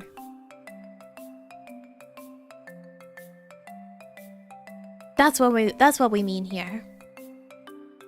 Mommy, ma, me, mommy, ma, mommy, meow, meow, meow, meow, meow, meow, meow, meow, meow.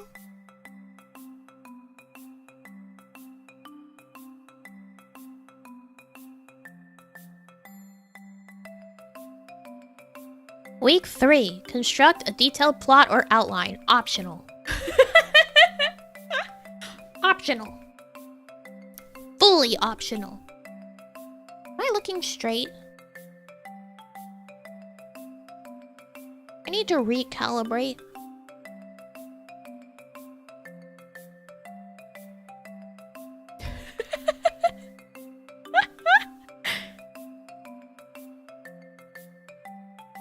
Looking to the left a bit.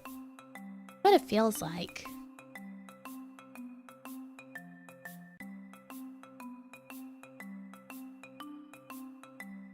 I saw that jerk out of the corner of my eye. I was like, something's wrong here.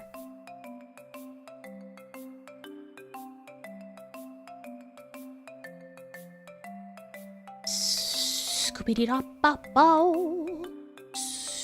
Scooby-doo-boop-yow. Sometimes you just gotta stream of consciousness your way through a paper. Yeah. My left, so you're right? No, it does not work that way. The model is like a mirror, not a video feed. I look left, it looks left on the screen, or to its right. I look right, it looks to its left. But it's like a mirror. Not a video feed.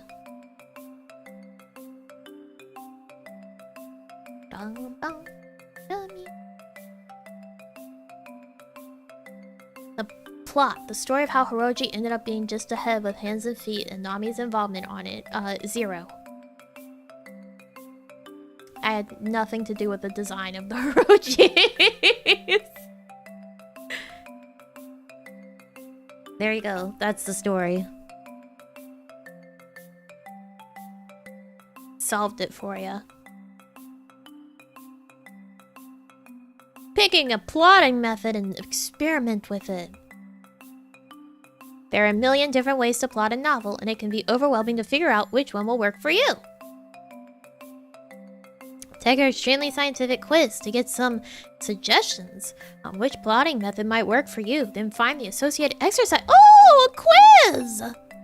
We love quizzes.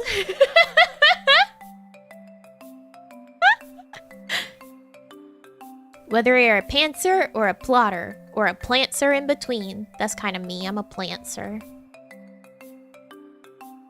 What's your daily planner look like, boys? You have bullet points, color coding, calendars, you got them all? You use a calendar and stay organized, so don't worry about it too much? Like a list, a big mushy list, but I know where everything is, or what's a daily planner?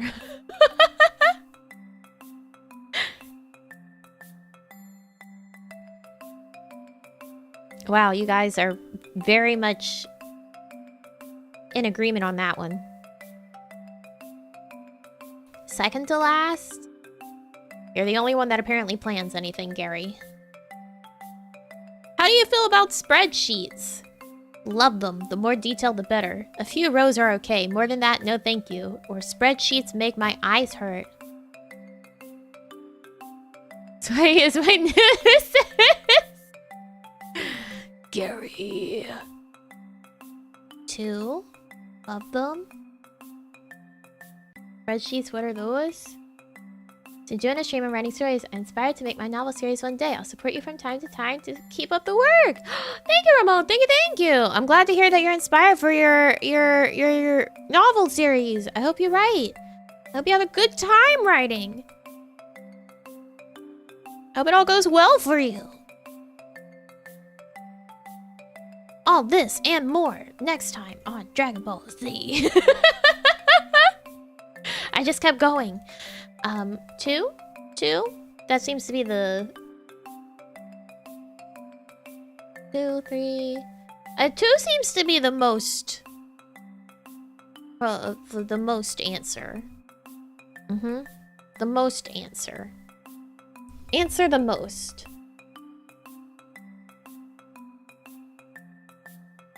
I think there's a spot on my monitor.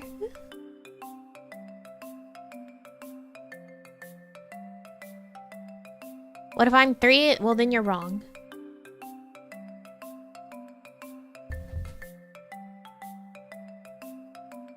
Sorry to tell you.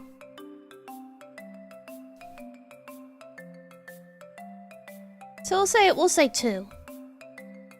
Oh, fucking Christ.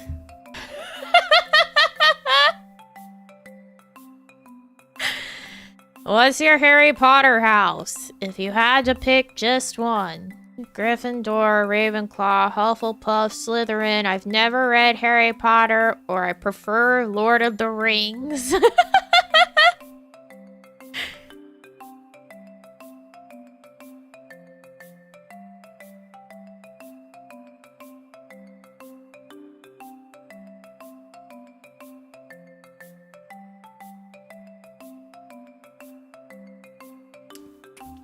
You know what? I'm gonna go ahead and say we all prefer Lord of the Rings. There's too many different answers that could happen with that one. Too many of them. Why Harry Potter all of a sudden? Because Harry Potter houses has become just like a metric by which to judge a whole personality these days. And I can kind of understand by the houses for like when it comes to like, we're gonna suggest like ways to plot things by this quiz. And you know, I can see how they would try to use that as a way to determine it. I mean, you're right. This is a speed dating convo generation site. Thank you for leveling up Pilot Light. Thank you. Like the horoscope? Yeah, kind of. It is pretty much like a horoscope, but for all those people that are like, astrology's fake, and then they're like, but what Harry Potter house are you?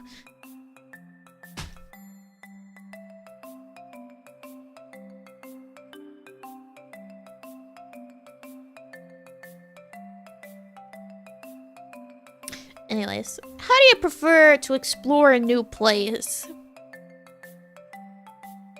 I sat down to speed dating and the girl asked me what Harry Potter house I was. I would immediately get up. Would you prefer what's your sign or what's your Harry Potter house?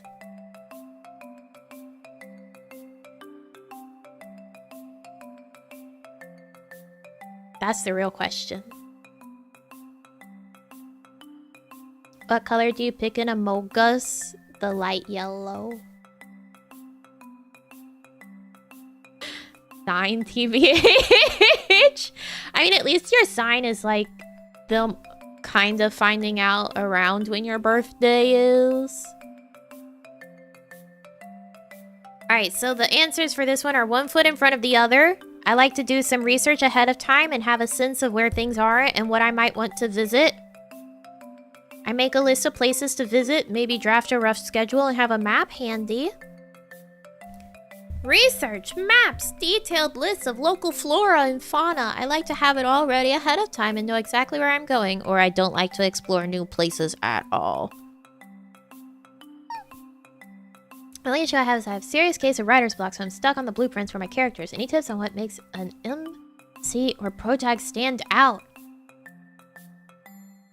Being real. You want your protagonist to be your most, like, human character.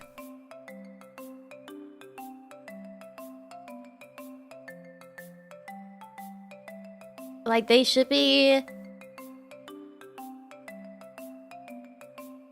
someone that you feel could, like, actually exist the most. Out of any character in your book, your protagonist should feel like they could actually be a real person that you could potentially know.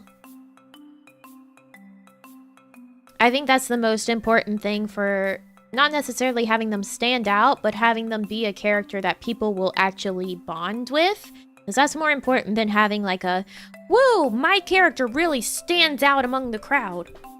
No, you want to facilitate that reader bond with your character. Because if you think about it, you could have a character that's like crazy and has like 800 superpowers and they really stand out in a crowd, but like people aren't going to be like, wow, I really get that character. I really, really like them because like I understand them on a personal level.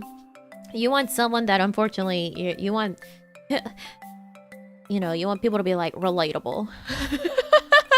Like you want them to seem like a real person.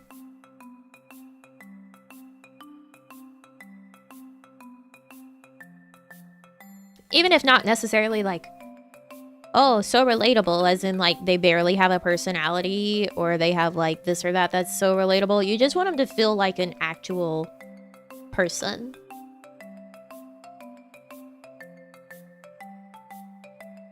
What if it's a comedy novel? They should still be a person. Like they should still feel like they have complex feelings and thoughts and dreams. Essentially, don't like write a one-sided character. Don't Flanderize your own character, especially not a protagonist. You want them to have like an actual well-rounded state of being.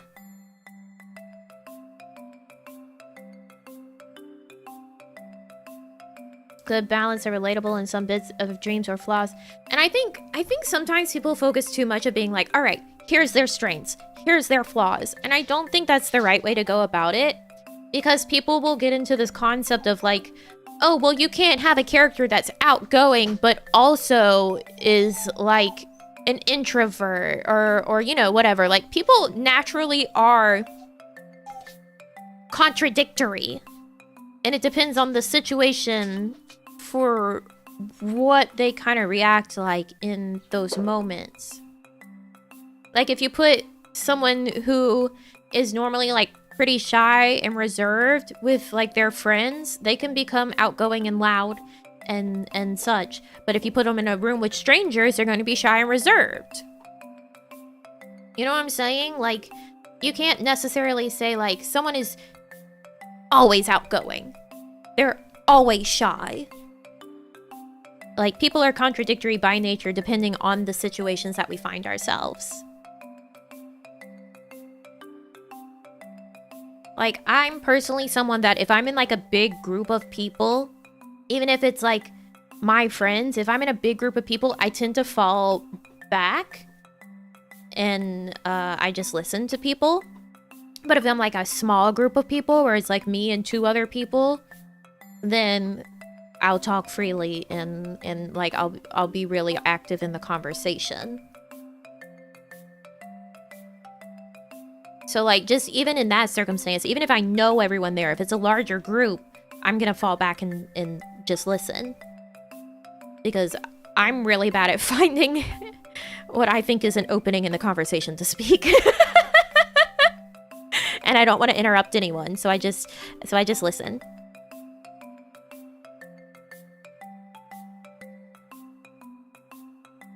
But if it's a small group, I talk. Telling me making an overpowered character that has the personality of a brick isn't good writing? Sorry, Ramsey.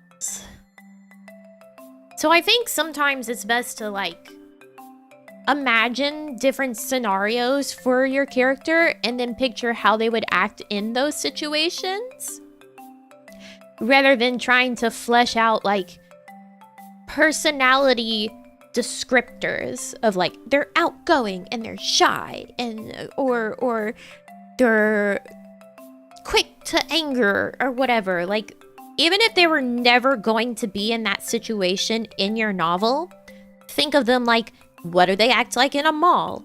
What are they like in a group of strangers being introduced by one of their friends? Like, do they actually try to integrate into the group, or do they prefer to like fall back and just listen once they've been introduced? Like, do they actually want to participate? Stuff like that. Like, really think of actual situations in which a character behaves in a way that is just intrinsic to their nature, rather than being like, my character Steve is an optimist and he's friendly and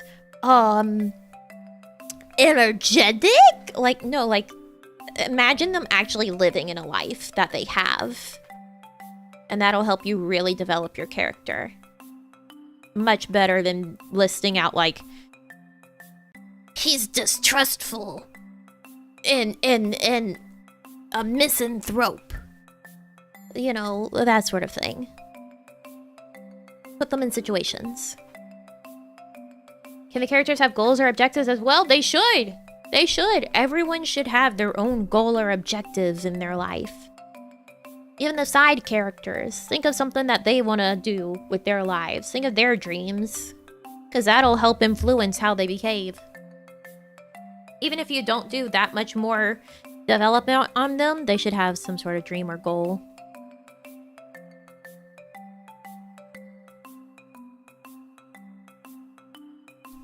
Anyways, I need to walk my squirrel. I'll be right back.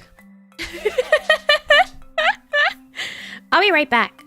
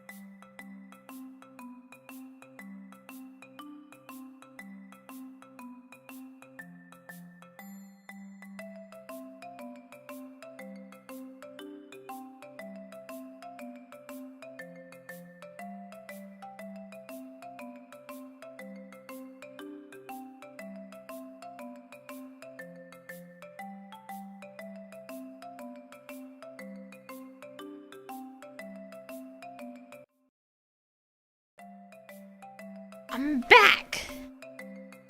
And while I was up, I had the thought of, you know, to me, a character being good is much more important than the plot being good.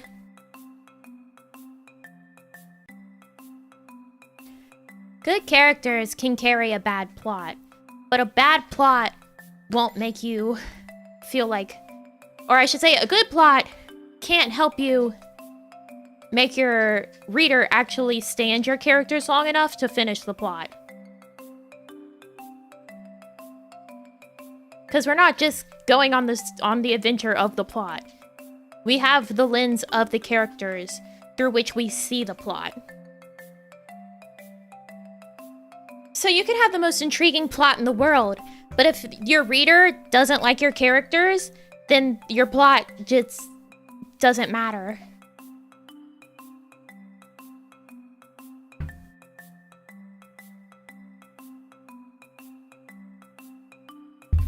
It's part of why Slice of Life works. Because Slice of Life is all focused on having good characters that people like and they want to see what they're doing in their lives, even if there is no actual larger plot. You know? People care about the characters enough that they're just happy to be there with those characters.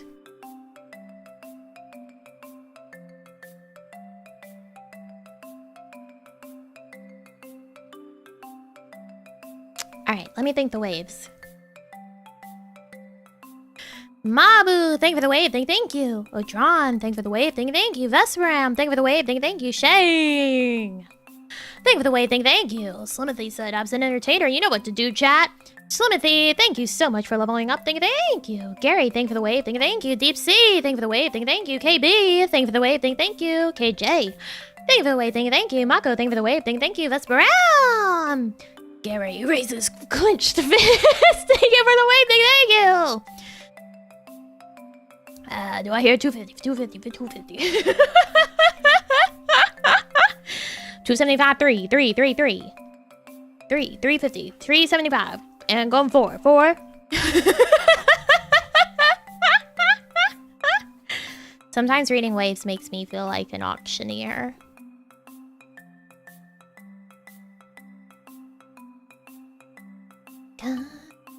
If you don't connect to the characters, you aren't going to stick around to find out what the story is. Exactly. Exactly. What's it doing? Hi. Got a lot of good tips. Have you been writing for a long time? Pretty much as long as I can remember, actually. I used to have, like, composition notebooks whenever I was really, really young that I would write in. I remember... And then I have a book that one of my classes did actually once where we wrote in illustrated books and then we got them bound, like hardcover. There was one there. But I've pretty much always written. Actually composed in composition notebooks? I know, right? Isn't that insane? Like, I don't know. I feel like it's kind of natural. I've always read, so I've always written. And the next book and book club be something written by you. We could change the book club to be writing book club.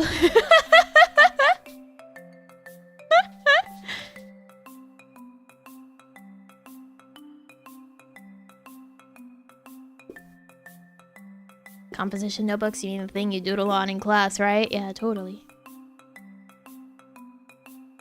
Yeah, our Doki Doki Literature Club arc.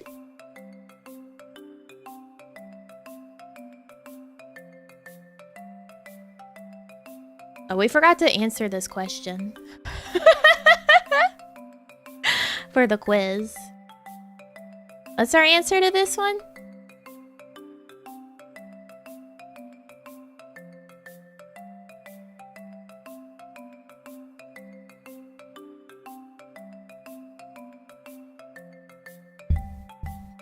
Three, 2, 5. 5, 2 or 3, 1.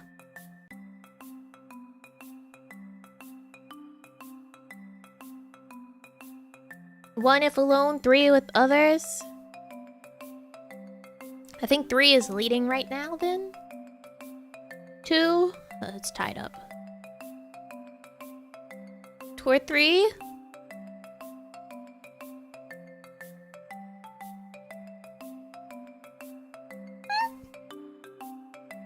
Two, 3. My God.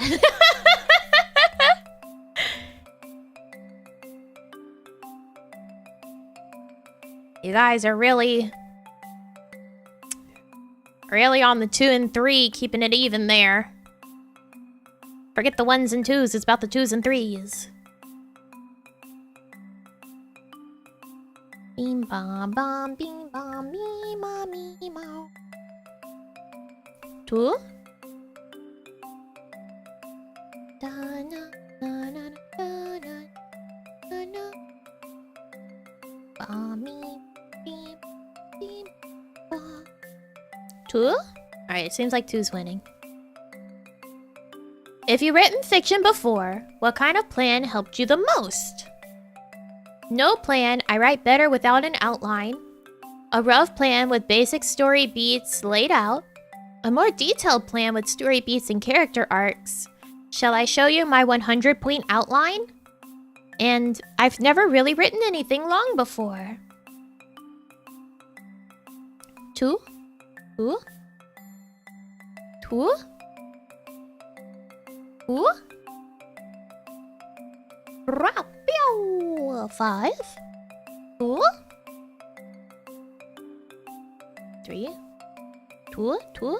Alright, this one seems easy for you guys. 2? Tag yourself! Which one are you?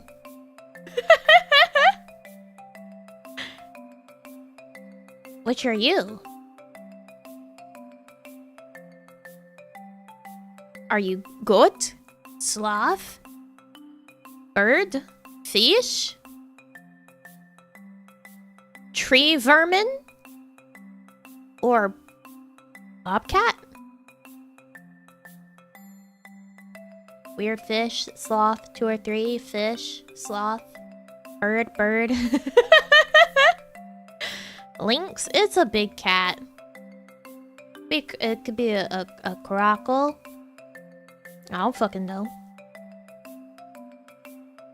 Tree vermin? Yeah, it's a tree vermin.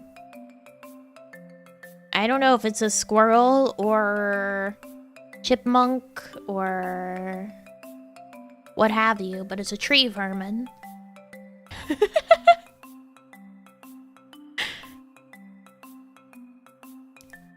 Cat. Sloth. I've lost track of... Okay, we had a lot of fish. We had some sloth. We had 3 bird. 2 cat. How many was fish? 1, 2, 3, 4 fish. Tree vermin sounds like the name of a punk rock band. Make it be so. Isn't that a rabbit? Have you ever seen a rabbit do that? I'm sorry, have you ever seen a rabbit do this?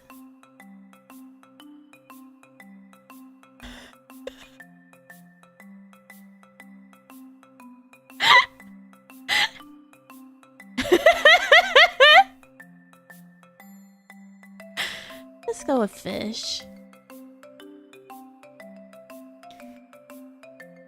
Oh my god. Those ears are not anywhere near long enough for a rabbit. What genre are you writing this November? For the sake of this very scientific quiz, please just pick one. Fanfiction. Oh, fantasy. Historical fiction. Horror, supernatural, literary, mystery, suspense, romance, sci-fi. I don't know. Or something else. You guys writing fanfiction for your NaNoWriMo? I guess that does count. Fanfiction get up there sometimes on the word count. Fanfiction is a genre? I would say so.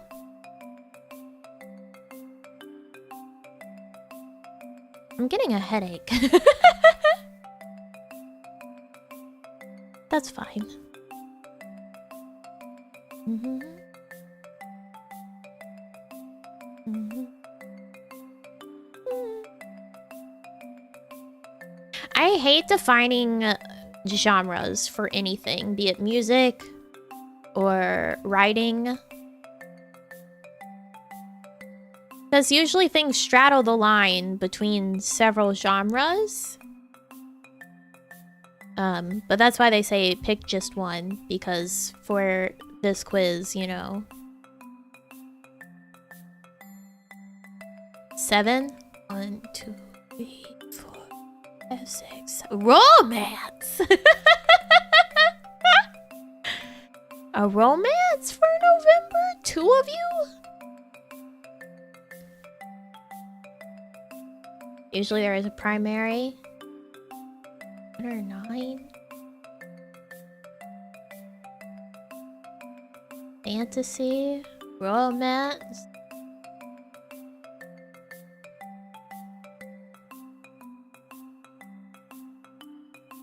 Romance? You guys are writing romances? Okay. How much planning have you already done? I came up with an idea. I've done some work developing characters and thinking through the basics of my story. I know what all the major plot points will be and have brainstormed a few scenes. I've listed out a bunch of ideas for scenes and plot points and twists and character arcs, or I've got no idea what my story will be about. Last for sure. 5, 5, 1. I have no idea. 5, 1, 3, 2, 5, 2, 1. I think we've got a majority of 5 right now.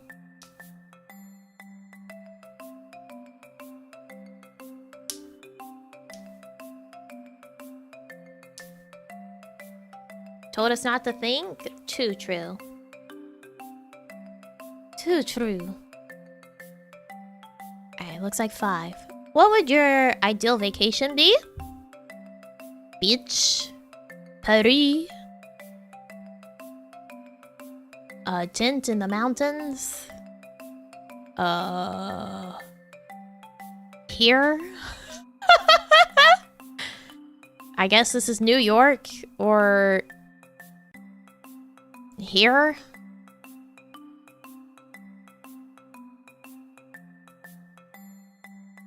Machu Picchu?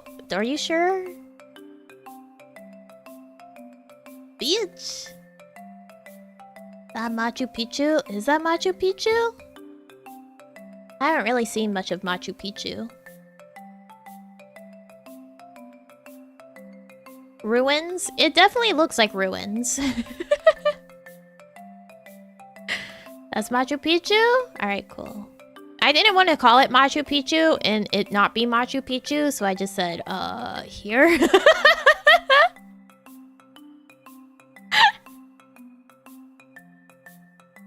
The tent? Heating up the food took a turn. What's this quiz for? I don't recall anymore. It's a plotting method. There we go. Bottom right. You want to be in the glaciers? The city? The beach? Ew. 2 and 5 basically the same? Not really, because one is Paris and the other is New York, I think. You love the cold? Can't relate. Beach, ew. Okay, Nami, tell me how you really feel. I don't like the beach. I don't like the beach. Each, let's go get away.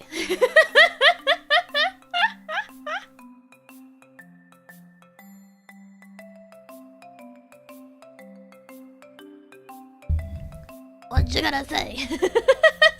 Is it 2? 3?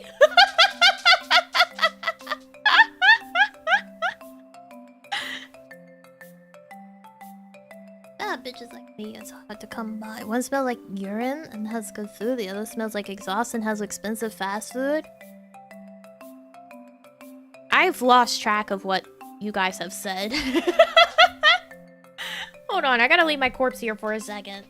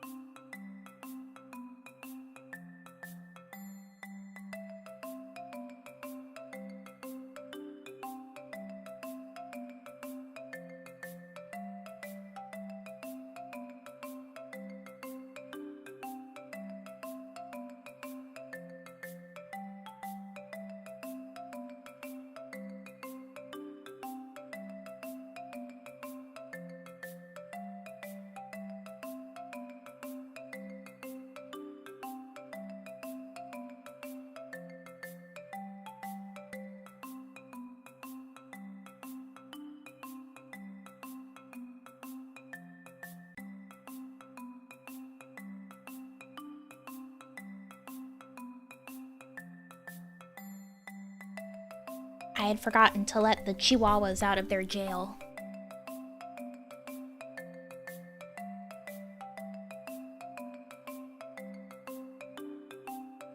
Peach smells like urine and the glazer has fast food.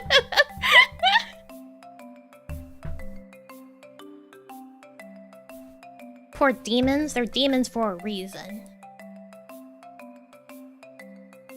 You unleashed them into this world? Unfortunately, I had to. Apparently, one night I forgot to let one of them out after I had put them up in there, so they were stuck in there all night. Oops. 2 or 6. Man, I don't know anymore. Alright, everyone re-say your thing with a number, please. Tell me your pick again with a number.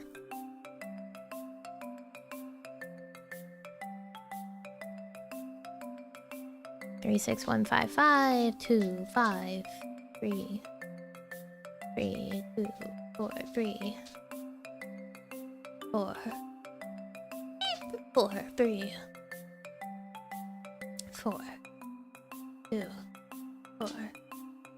A lot of 4. Y'all want to go to Machu Picchu? Machu Picchu field trip? Is that where we're going? 2 for the cuisine? You want to eat all the butter?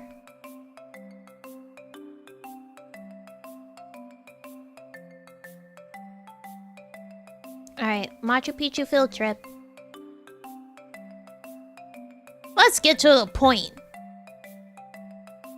How much of your plot do you want to outline before you start writing? None of it. Just the basics. The major plot points. All the significant moments and turns. All of it! I'm not sure.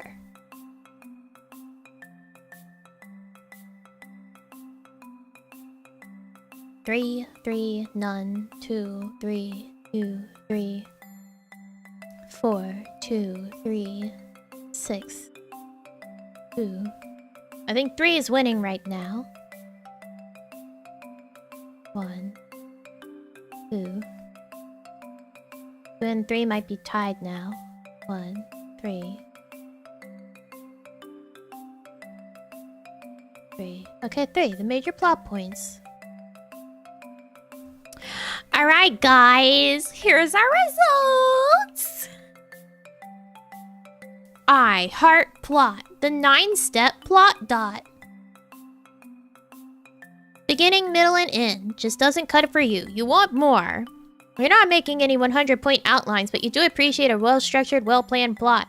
Why not try the elegant yet simple, detailed yet accessible 9-step plot dot? Adapted from the hero's journey model. You guys want to try out the plot dot? Oh, it's a Google Doc. Well, you'll have to look up the plot dot. There's also, quite close, the Stay Loose Jot Bin Pants.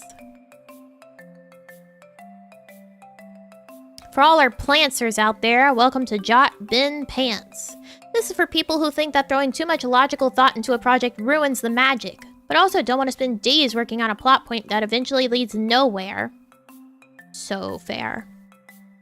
It's about keeping the magic of discovery while throwing in a light organizational touch. Nothing but love for the Plantsers. And again, it's a Google document. Look at this. Wow. Wowzers. Wowzers Bowsers. So you can copy this and fill this out.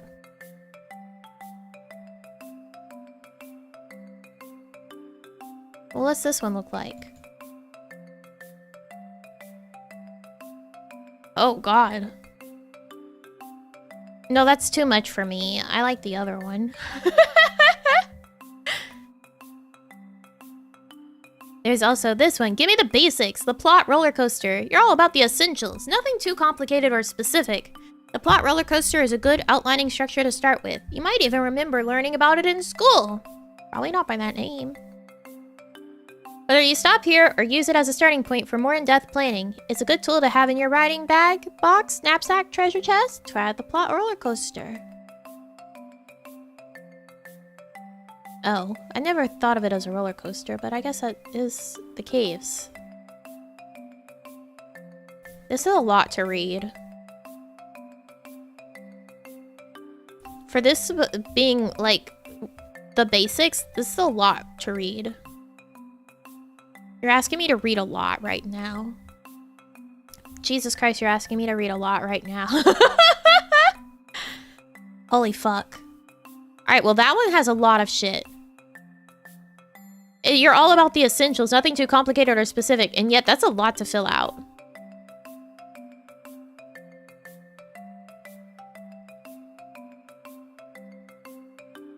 Here is I Heart outlining so much. Katie Tastic's 3 Act 9 Block 27 Chapter Outline. Give me all the plans. Give them to me. For those of us who love spreadsheets, who enjoy step-by-steps, who like to understand all the nitty-gritty little pieces of how something works, or who just feel like they could use some detailed and specific support around how to plot. Enjoy 3 Acts 9 Blocks 27 Chapters. One well-structured story. Oh my god. This isn't that bad. This is probably the best one to look at so far.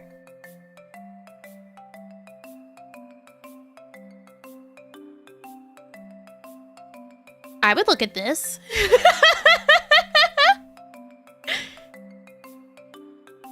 This one looks good for the brain. I like it. Introductions, inciting, fallout, reaction, rebel, action, consequence, pressure, plot twist, push, new world, fun and games, old juxtaposition, build up, midpoint, reversal, consequence, trials, dedication, calm before the storm, plot twist, darkest moment, power within, action, rally, converge, battle, climax, resolution, the end. I like this one. I don't like planning out that much, but I like this one. Look, there's a how-to video.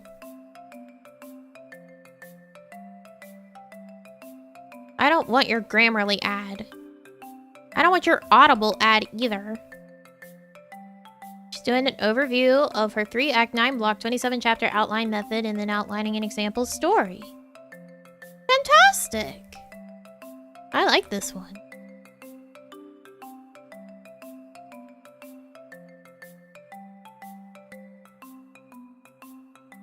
And you wouldn't even have to, like, use it to fully fill out everything either. Like, you could just put out, like, some things in here. This is the simplest one to look at, and also probably the best for just people that want to do, like, bare bones plot points in some zones. Because you can always, like, take away the descriptors here of what's going on and just have it as, like, your general timeline for outlining. I like that one. That was the best one. Why is this the complicated one? Because it's technically so that you could block out, like, everything happening from beginning to end. But I like that you can strip it back and it's, like, simple to look at. Unlike the others that have a lot of reading. Why is there so much reading in there?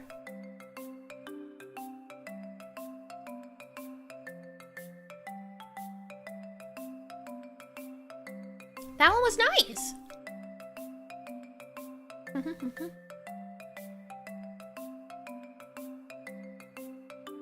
Additional resources. How to start small. Outline your story like a subway map. Ooh, interesting. 3 tips to avoid a soggy novel middle. Don't have soggy novel middles. Come on now. 6 ways to add suspense to any story. Now, this was all part of week 3. 5 tips for fast drafting. That's nice. How to go from plotless to polished. Just taking an hour before November 1st to answer some basic questions can help you win. Nice! A class stream. We kind of do that without ever actually calling it that. Because I refuse to say that I teach anything ever at any point in time. I'm not a teacher. Except for the time that I was a teacher for Twisted Wonderland.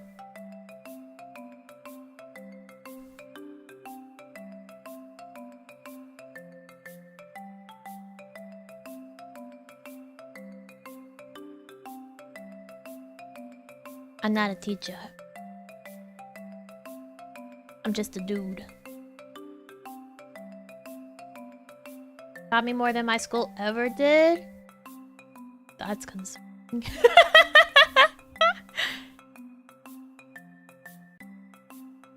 Let's look at this one. I think I opened that one, right? No, that's the subline. Subway. Yeah. Tumblr. Okay, well, it's on their Tumblr.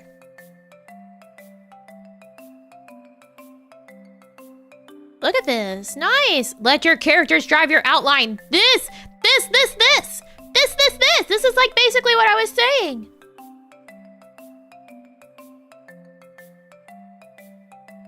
Characters carry plot, but plot can't carry characters.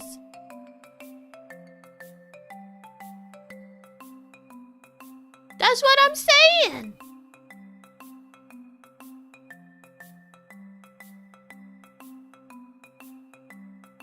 Characters want something but can't get it. Something happens that forces them on a new experience or journey. The antagonist appears, showing danger and consequences. See, this is about like having characters that actually have like things they're trying to do. Antagonist makes a mistake. Antagonist reaches into them. So yeah, it's about like your characters need to be people that actually are people, and it feels like they have like goals and dreams and like reasons behind their actions rather than just like, well, they do it because the plot says that they have to do it.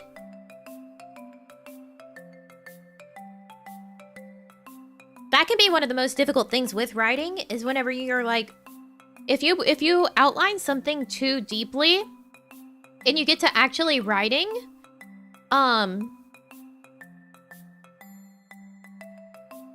sometimes you'll be fighting your characters on actually getting them to follow your outline. Which sounds insane, but it's more the fact that like usually your characters develop more as well as you write them. And they change, and then sometimes like what you thought was going to be a good outline point, like a solid plan for what you're gonna do next, like your characters no longer fit in that and it doesn't feel right. So it almost feels like you're trying to force your characters to do it when they wouldn't do it.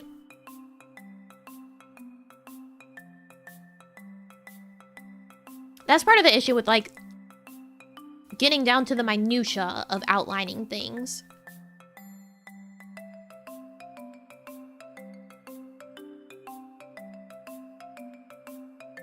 So sometimes you end up like having to re-outline stuff.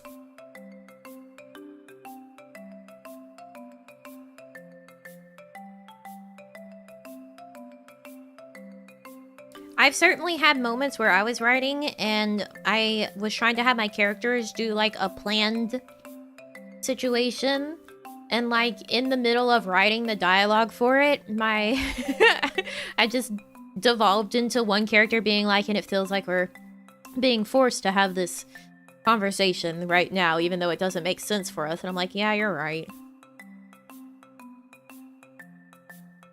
It's true.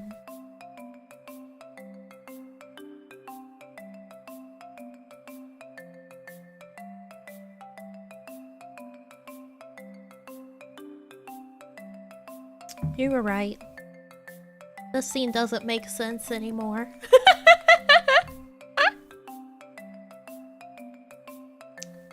You got me there.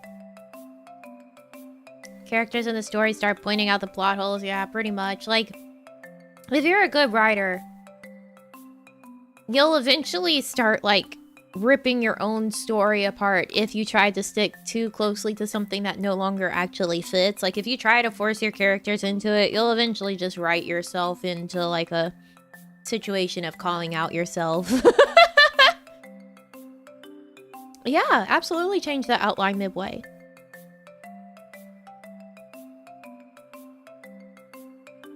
Absolutely change stuff up. This stuff's no longer working. Change it up. I think that's also called like plot bunnies. Sometimes, you know, you'll have a different idea come through and it'll take over and run away with your story. We'll call that plot bunnies. It's sort of like getting into the rabbit hole of things. Moment when a streamer teacher teaches more than actual literature teachers. Any example that comes to mind? Usually that doesn't make it into books. Usually that gets edited out.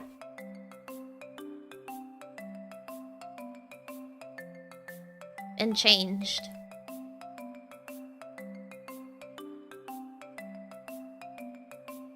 Can't screw it up. I mean, kind of. But then you can get caught in the I don't know where I'm going.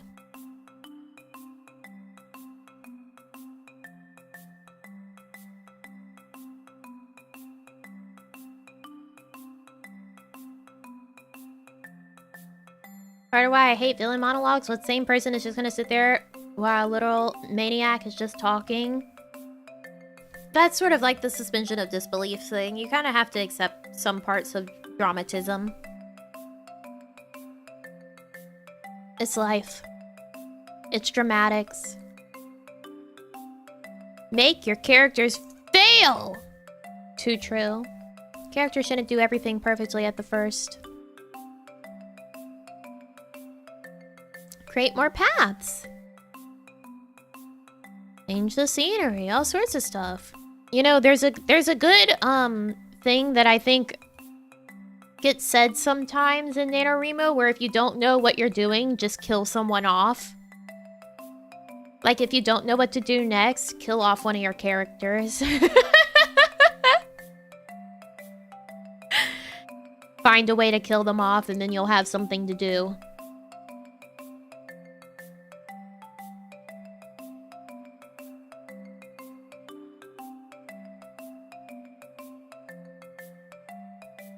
I know a thing or two about failure. Thanks for leveling up, right? And thank you.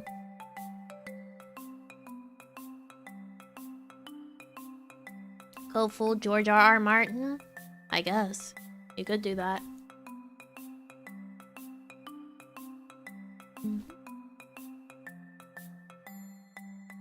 Like, if you feel your story start to stagnate, a good way to get it moving again is to kill someone. That's just good advice.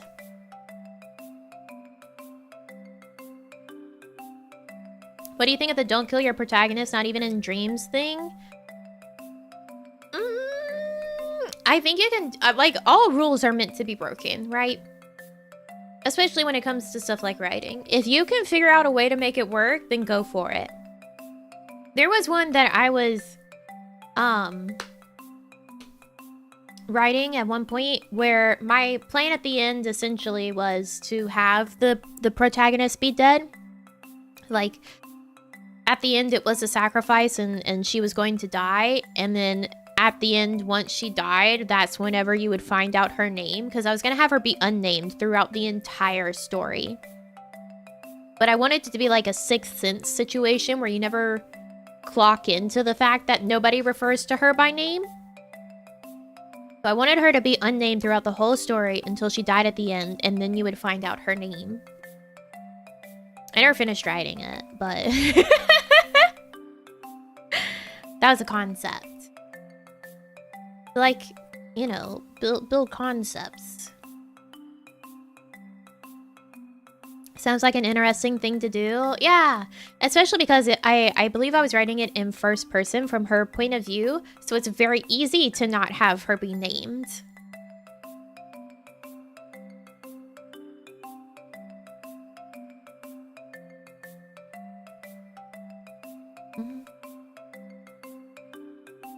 Start planning out your characters' deaths in detail. For lack of other options, perhaps you should consider new characters.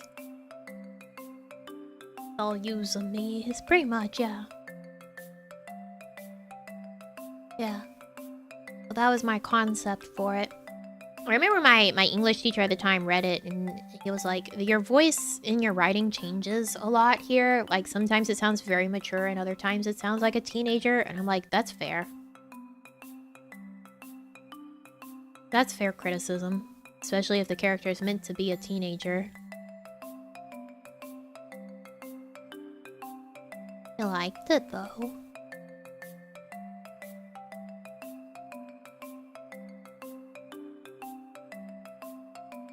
But that teacher, I at some other point cried in front of, and he was like, I don't know what to do here.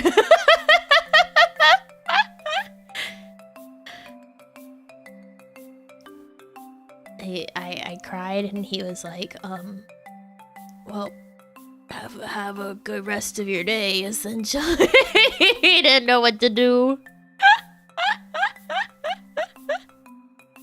Sorry to make you feel awkward. So sorry, sir.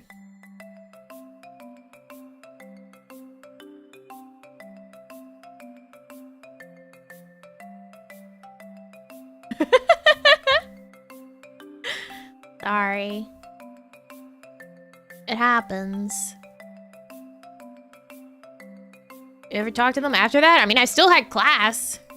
It wasn't like I cried in front of them and then disappeared. I still had to go to class. Look at this, fascinating. I like the subway map thing.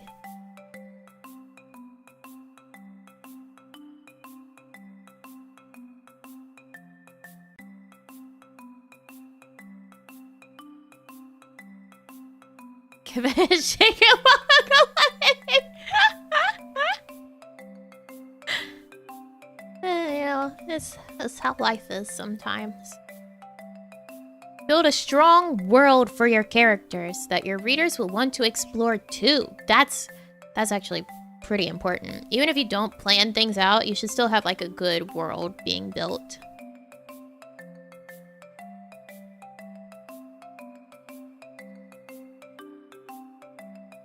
About time to head out and rest. Oh, rest well. Thanks for coming by.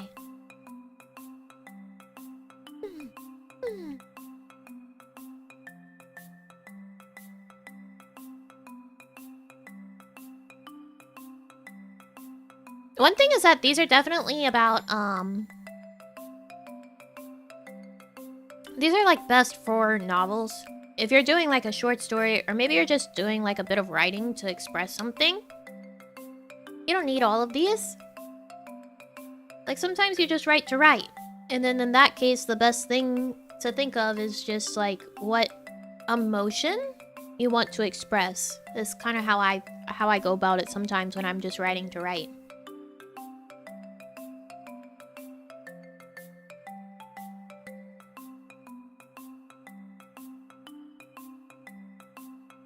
Like my little short monologue videos. Those are just me writing with a vague concept or like feeling of what I want to express. And then I write. And then record them. That's how I go about those. So I first found you. I haven't done one in a while. I haven't had anything to write. It's a desert out there.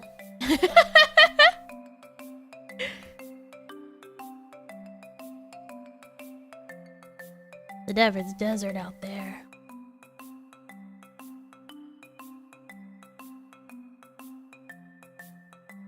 Loved it so much. Very sad you don't do them anymore. I just don't always have something to write. I mean, there's only so many different times I can write about an existential dread.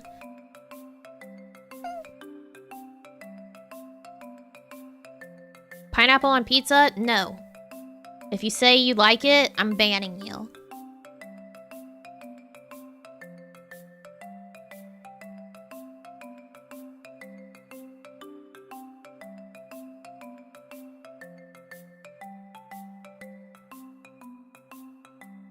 Time out or ban?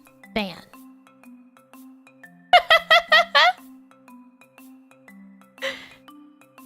Specifically the new guy.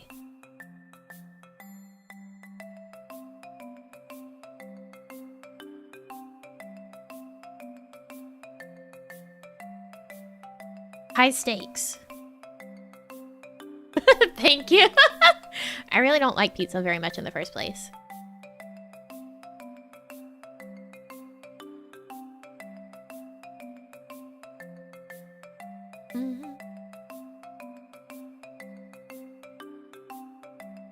Been ages since the last time I wrote anything, but I have my stories so planned out that might need to step back and rewrite them.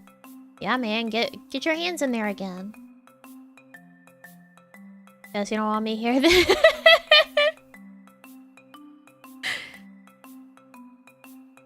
Not a safe space to say it. This is not a safe place for people who like pineapple on pizza. How about some ketchup on pizza? Pizza sauce already basically is ketchup. It's so fucking sweet and disgusting. Almost 2 AM here. We're gonna go doze off. Please rest well. Thank you for coming by. We're probably gonna end before too terribly long because, like I said, I've got a headache. It's not just disappearing. It's very rude. Dun, dun. This is a hostile streaming environment. It's true. People be like, "Oh boy, comfy cozy streams." No. Here, this is a gladiatorial arena. You must always be ready. You must sit at the edge of your seat, ready.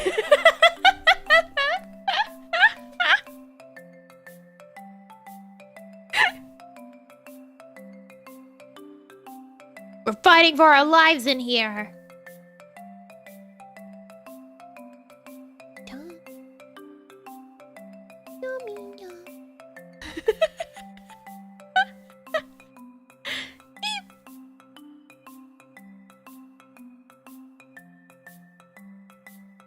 Always on our toes. We don't know when we'll be ended. Exactly. Gary confirmed me already. Gladiatorial arena in here.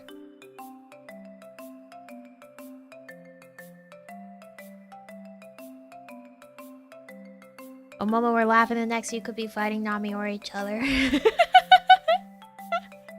Healer whose power thrives on rage and pain. Yeah, I'm a certain domain type of healer. It's fine. Not death domain, but I don't know, a different domain.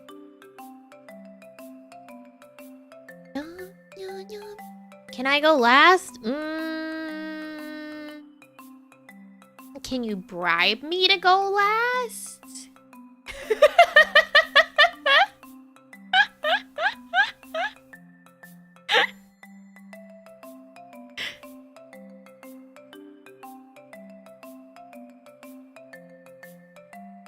Since when do you accept bribes?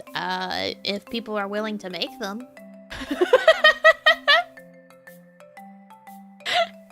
Can I go first? Can you bribe me to go first? If you have a specific request, it better be accompanied by a bribe.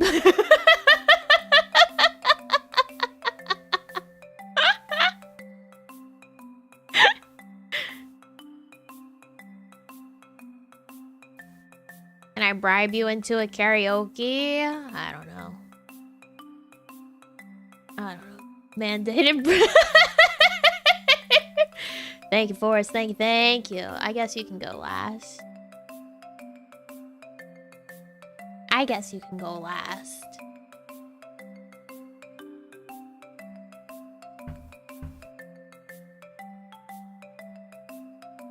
You did pony up.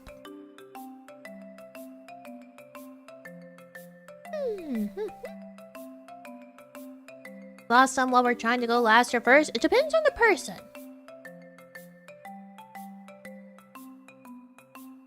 Although I guess we could turn it into a bidding war of last and first.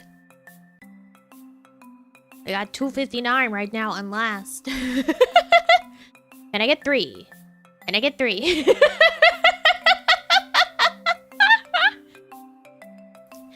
Can Forrest go first? Vesperam, thank you. Look, he outbid you on your bribe there, Forrest. I think you have to go first now.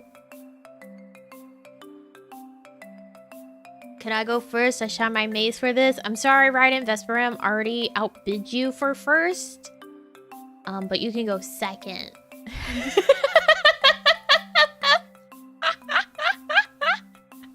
Thank you.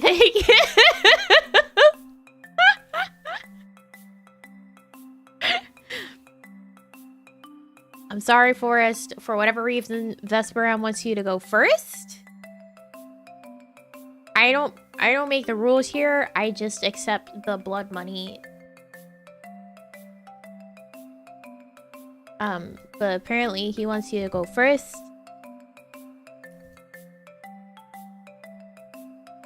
So good luck.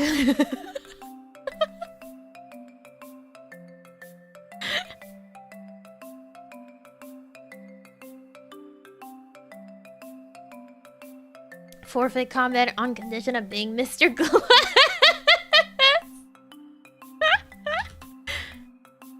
I don't know, is that fair? Does that count? Can we take that? What do we all think?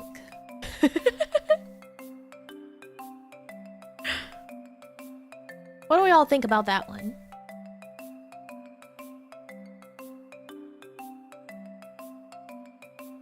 Just this once? I don't think. True.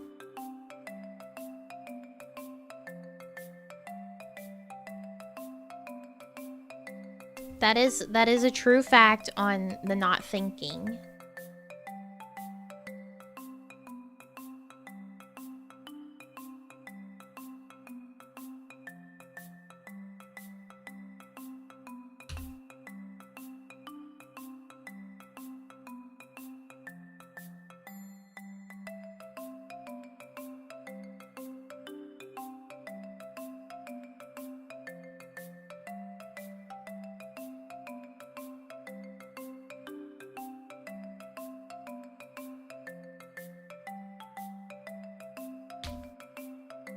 Hold on, I'm talking to my brother.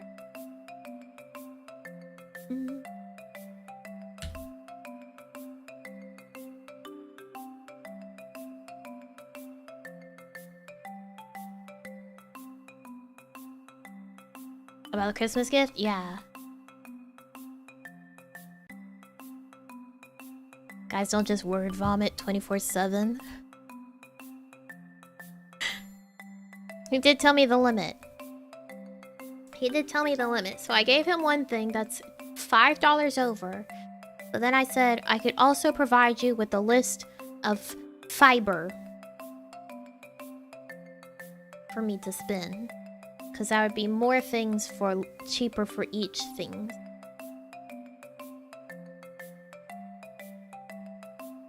Anyways, week 5! Organize your life to support your writing goals. Good fucking luck on that one. Good fucking luck. Rip socks? I could knit my own socks. Your pre-NaNoWriMo non-noveling checklist.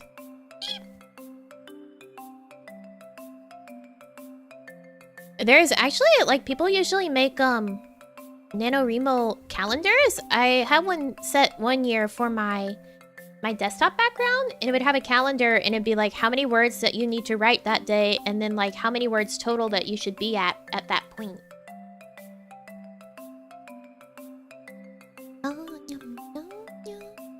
Stock up on writing fuel. Consider planning out your meals by week or by month and buying all your non-perishable groceries in one big trip. That's a good piece of advice.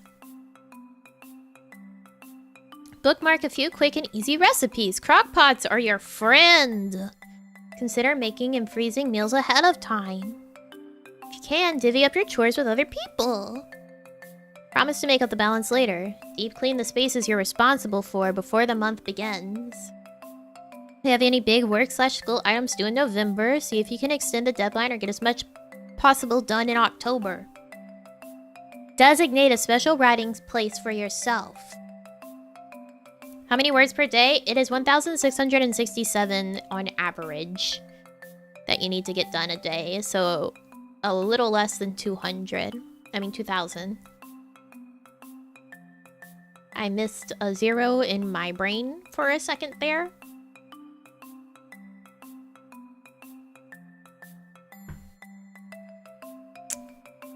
I missed a 0 for a second there.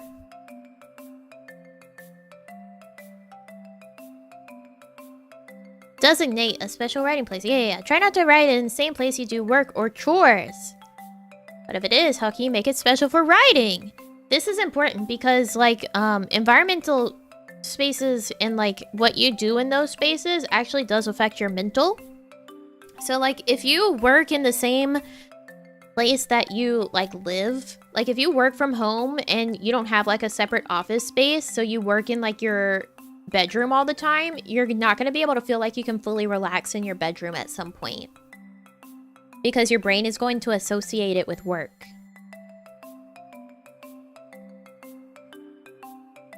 So you're going to want to, like, pick a spot that is, like, your writing spot, or, like, a way to like, delineate that you're writing versus, like, something else right now.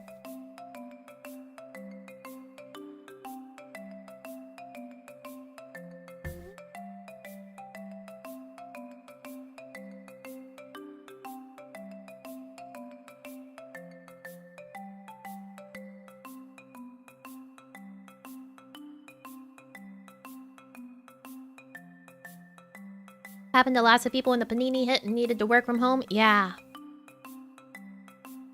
Yeah.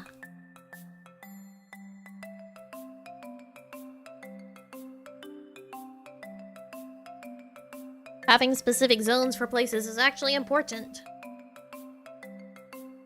As long as you have it, like, mentally separated, it's fine, though. Like having your big book. That works.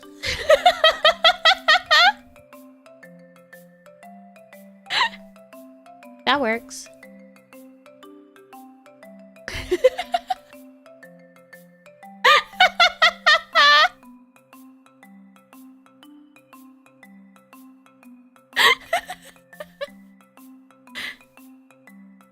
Yeah. Yeah, that.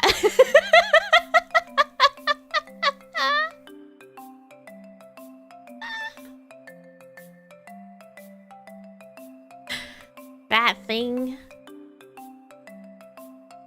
It works.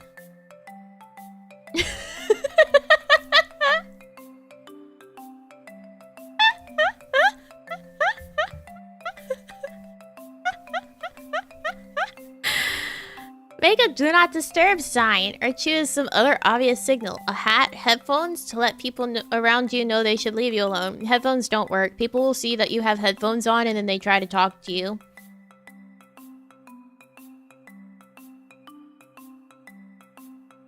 Inform your friends and family that you will be writing this month. Tell them how important it is to you and let them know you might have to prioritize writing over socializing. Ask someone if they'll be your accountability buddy. They don't have to read your writing, just a hey, have you written yet today? Text can help keep you on track. That's important. Which, if you have a buddy who is also writing, you can do virtual write-ins.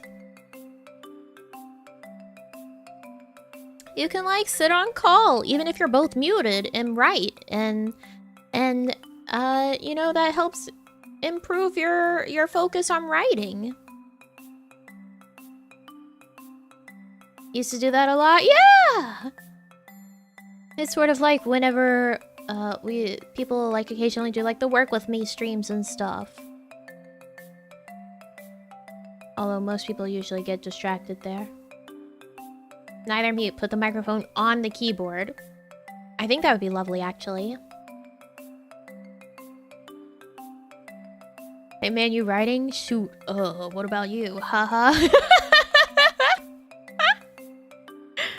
My brother and I read each other's stuff. He's a great motivator. That's awesome. Can you tell me? Ask away. Don't ask where that came from. Any other non-noveling things you like to get done ahead of time? That's your checklist. It's NaNoWriMo. Calendar.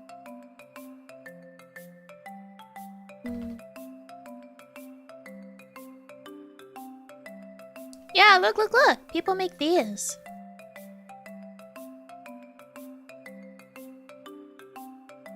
Ooh, fancy. So some of them will have like the total word count that you need to have by that time. Some people do double nano. They're crazy. Some of them have stuff like this. Cute! But yeah, it'll be like what word count that you should be at on that day. They're really nice. Helps to sort of focus and like keep track of yourself like as you're turning your computer on to write.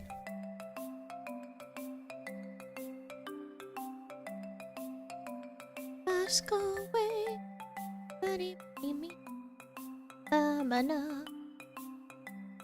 I don't quite like this one because of the way it snakes like this. It's too bright. Distracting.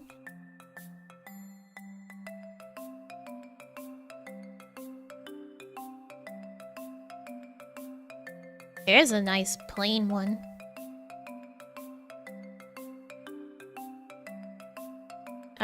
You know, give yourself permission to suck.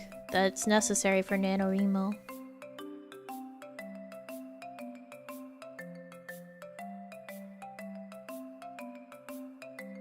You should be reading. Calendar or board game, right? What the fuck is this?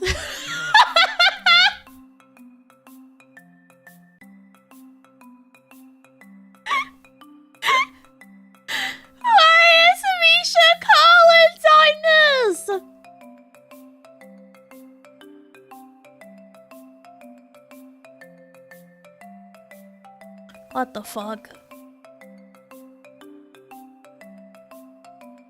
This is cute! Look at these Camp NaNoWriMo!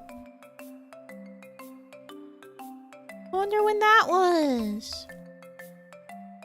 How cute!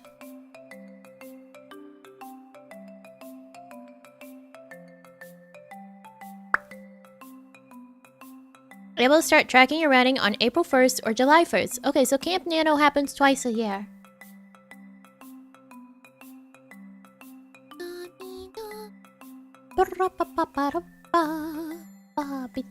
Oh, this is this year's! We already missed it. But that's this year's. How cute! Oh, cute! And these were the foam wallpapers. Cute! I love that.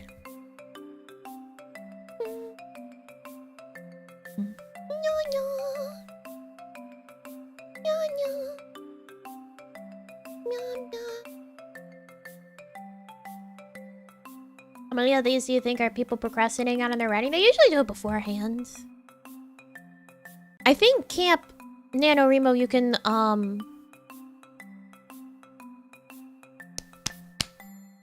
set your goal? But I can't recall if that's true. Ooh, check out one of our special Camp NaNoWriMo tracks. World Building, Camp Memoir, oh, and then NaNoFinMo, National Novel Finishing Month.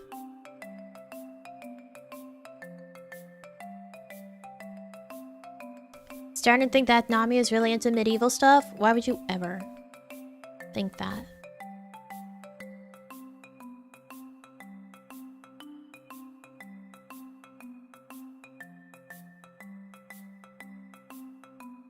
What happened here? Oh.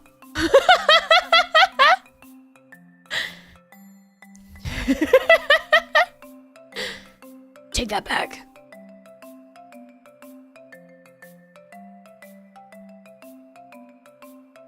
Find, schedule, and manage your time. What's the best writing schedule for you? Writing 1,667 words a day can be a challenge.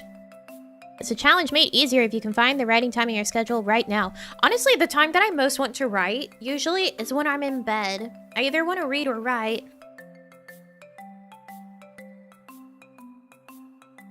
But I don't have a tool to write with in bed.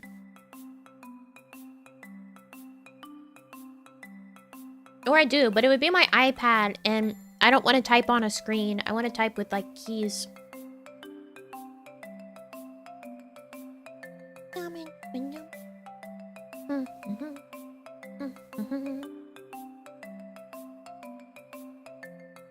Which is part of why I want one of these.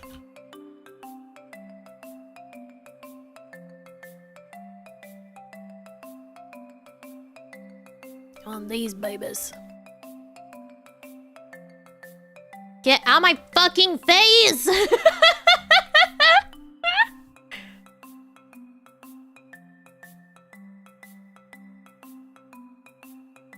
They have a new one.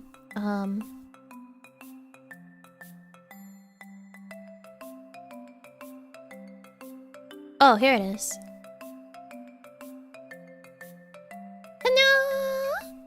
This is the new one. It's their affordable option.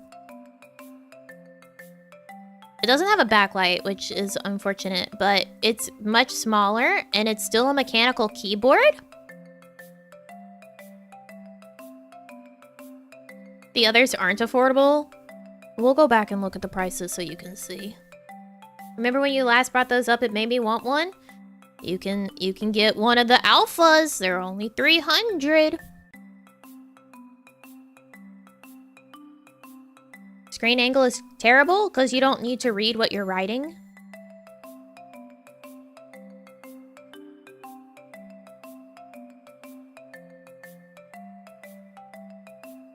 You're just typing.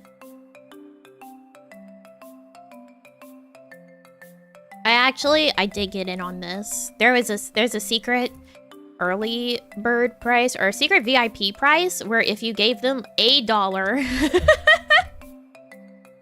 you gave them $1 ahead of time, you were able to pay only $250 for it rather than $300. So you got a considerable amount off by just giving them a singular dollar to reserve your VIP price. So I'm finally gonna get one of these. It's this one. I mean, the real benefit about this is just like how portable it is, and also that it has a crazy long battery life in comparison to something like a laptop, and it's a proper mechanical keyboard.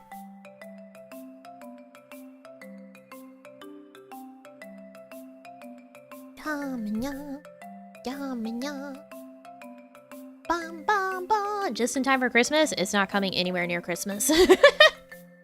Do you not see estimated shipping July 2023?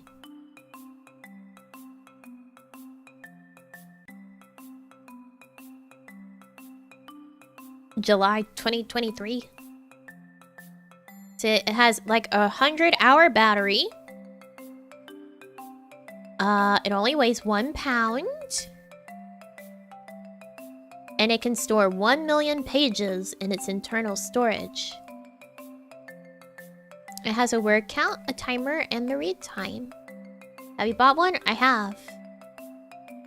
I've purchased my long pre-order, essentially. It's nice and small, and it fits in your lap. And it's nice.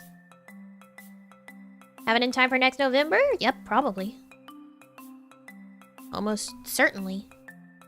But the ones that they have that are just like available is the Traveler. This one I think has a backlight. This one's kind of like a laptop-y sort of one. But it is scissor switch, so it is much more like a laptop keyboard rather than like a nicer mechanical keyboard. It has a 4-week battery life. I'm not sponsored. Sounds like less than a gigabyte, but it doesn't matter because it's just a word processing machine. All it does is word processing. Just like ebook, like e-readers don't have giant memories on them because they're just for ebooks. Text files aren't very large. Because they just aren't. Can't use code NAMIG for 10%. Sucks. If I was sponsored, I would be like, can I get a free one? So I'm not sponsored. I paid my real human dollars for that. It also has automatic cloud backup syncing. Universal keyboard. Support for writing in 30+ languages. Only 1.6 pounds. So the Alpha is even lighter than the Traveler. Half the footprint of a laptop.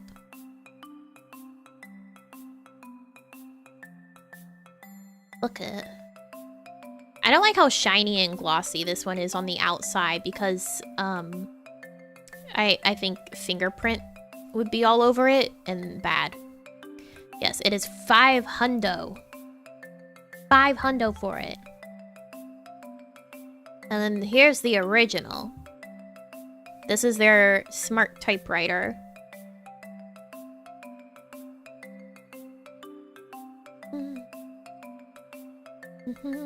So this one has brown switches. I don't really like brown switches. I don't like the more like tactile switches, so I wouldn't really like that one very much.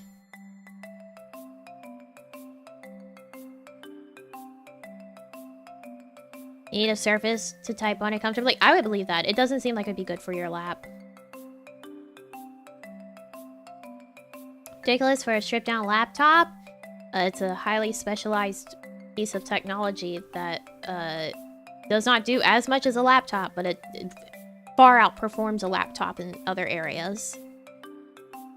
My laptop cannot live on one charge for 4 weeks. Also, the point of these is that they're distraction-free, so yes. The point is that all they do is writing, and only writing, so that all you do is writing when you sit at them, instead of getting on your laptop, and then you get distracted by cat videos for 3 hours. You know what you're paying for when you get one of these. You value what you're paying for.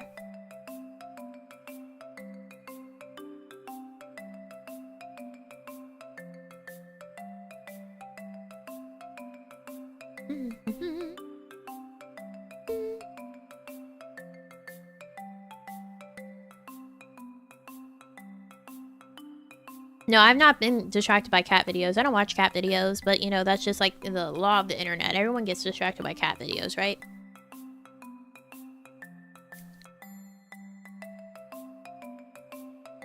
This one's heavier, I think, though, than the others.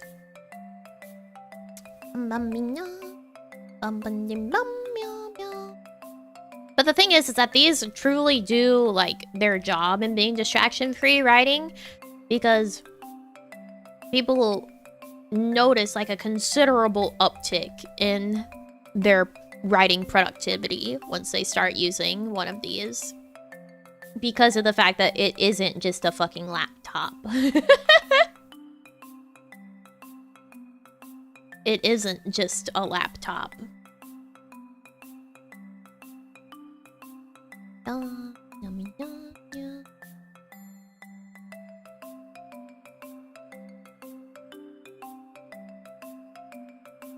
Okay, not having internet on your laptop doesn't mean that it can't do a million other things. That is still a distraction. Laptops allow you to access more than the internet. If you're someone that's going to get distracted, you're going to get distracted, and you can't really forcibly remove Minesweeper.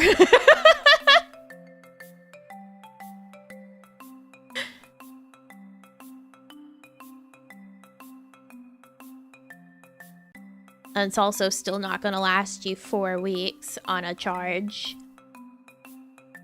I'm not saying you guys have to buy these. I'm just saying, you know, like, there's reasons that you would get one of these over a laptop.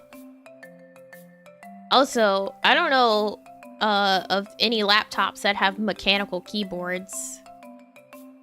There might be some out there, but I certainly don't have one. And I'm not going to write on fucking mushy membrane. You've got to be kidding me on that one.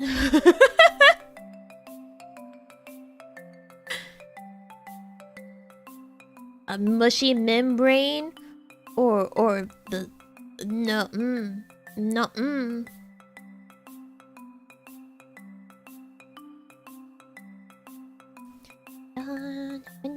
The expensive gaming laptops have mechanical keyboards? Yeah.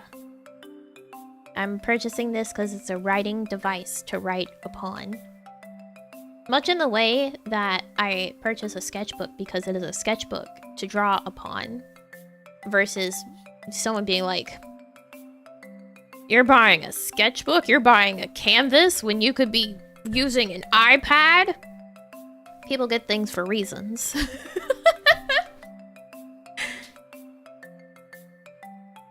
Like, you could say anything is a stripped down version of something else. You bought a TV? That's basically just a stripped down computer. Why would you bother buying a TV when you can just watch the TV on your computer?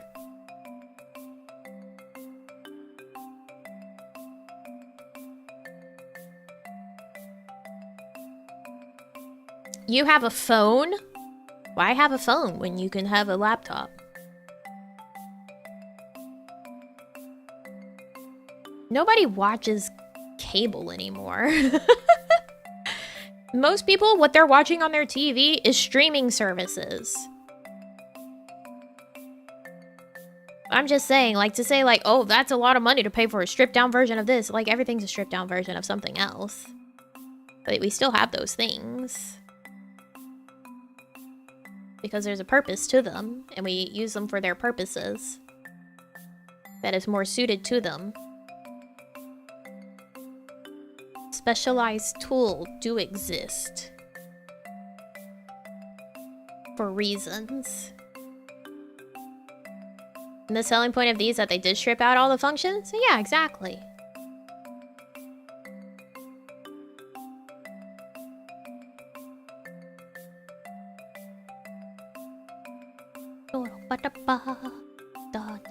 Specialized products have their niche.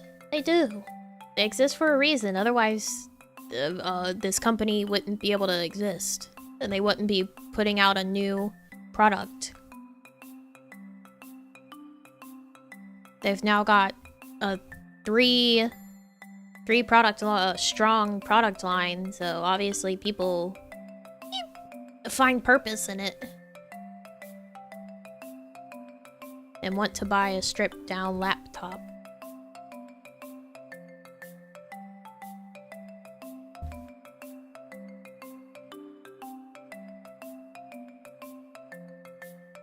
Less expensive? I mean, this one is less expensive. It's only 300. The Traveler one, I think I would never purchase that one.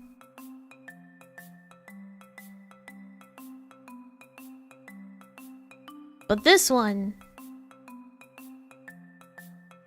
is better than a laptop for its purposes, especially because, again, it is an actual mechanical keyboard and a distraction-free writing device. 4+ weeks of running time with regular usage defined as 30 minutes per day. Damn, some people can manage to write 30 minutes per day. We're all allowed our opinions. But also, like, these are basically the only devices like this that are actually actively on the market now. So that's part of why they can just be priced whatever they are. But here it is. Because this is like the other one that people attempt to get. And then they have to like go through these crazy mods to like add rechargeable batteries to them. Because otherwise they just eat batteries. This is the Alpha Smart. But this isn't even actively in production. Like no other just like distraction-free only word processor device is in production.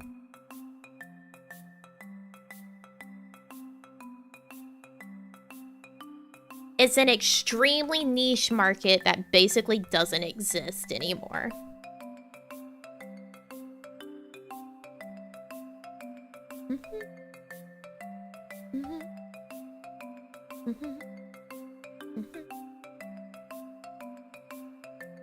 Kind of charge what they want because they have no competition? Oh, yep.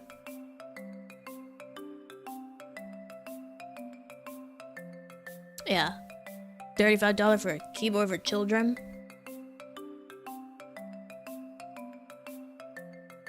But you have to do some crazy shit. You have to...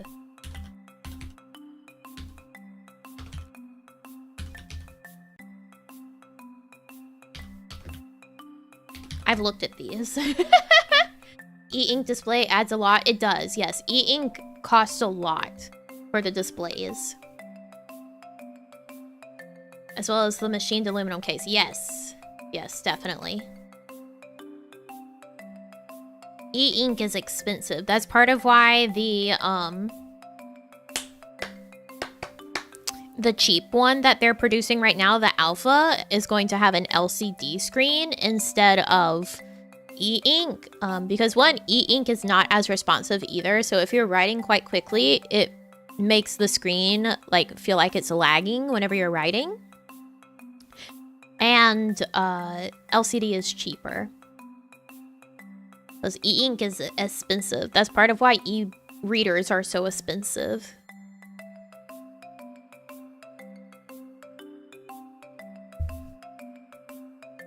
But e-ink is like easier on your eyes, and also it's usually glare-free.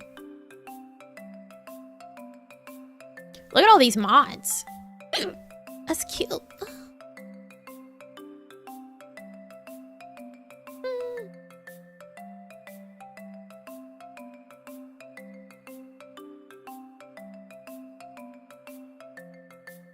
Yeah, so you like have people that are modding these devices in order to put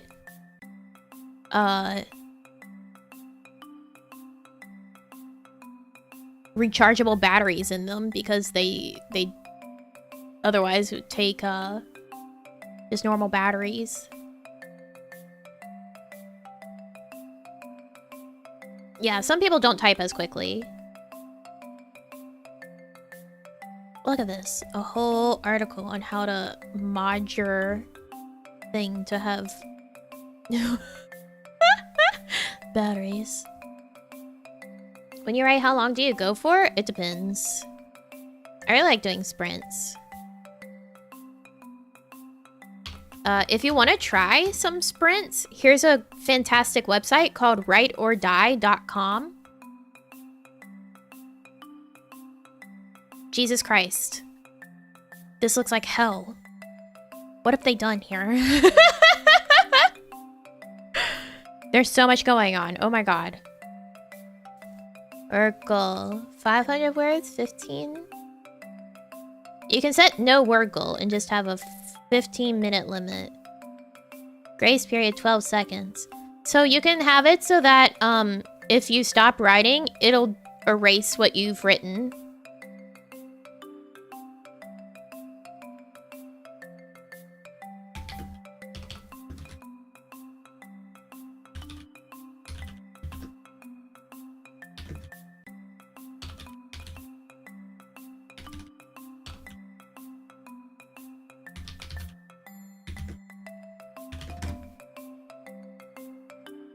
All right.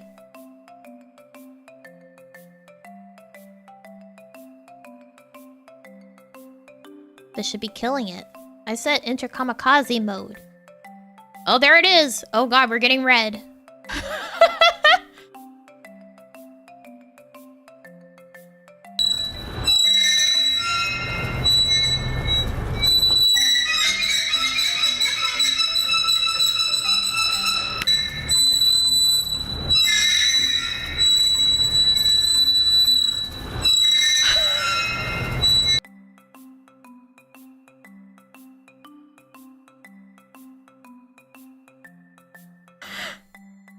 Ow, stop!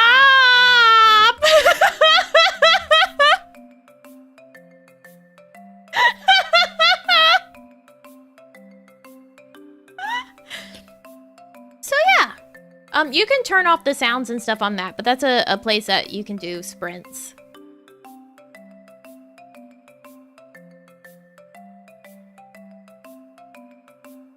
Jesus Christ, they really made that quite brutal in new, fantastic ways.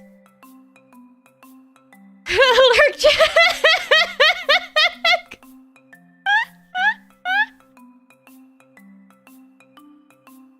See ya? No, escape while you can. Thanks for coming by. Here is a good writing tool. This is a word processor that full screens on your computer to help negate distractions, but obviously, you know, it can only do so much. You're still on your computer.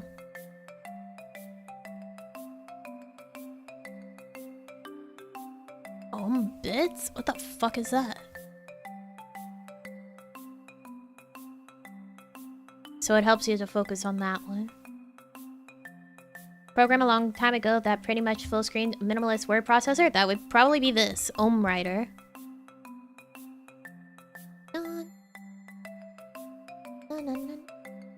It can play some music too. But see, it does like this, where it like full screens, and then you just have this.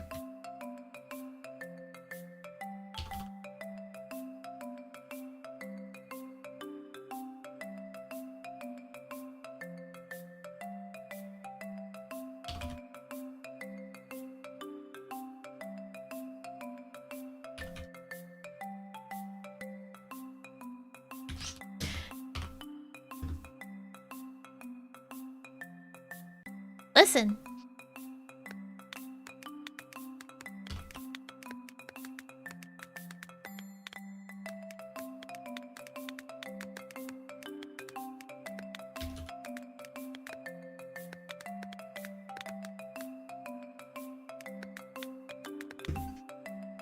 Sensing that distraction really is a problem for writers? Yes. A nice sound? It is a nice sound. I quite like it. So NaNoWriMo's good. However, if you're someone who wants to be able to put all of your notes for what you're writing in one place and have it all as one big document, as if you have like a big writing binder, let me show you my personal favorite processor.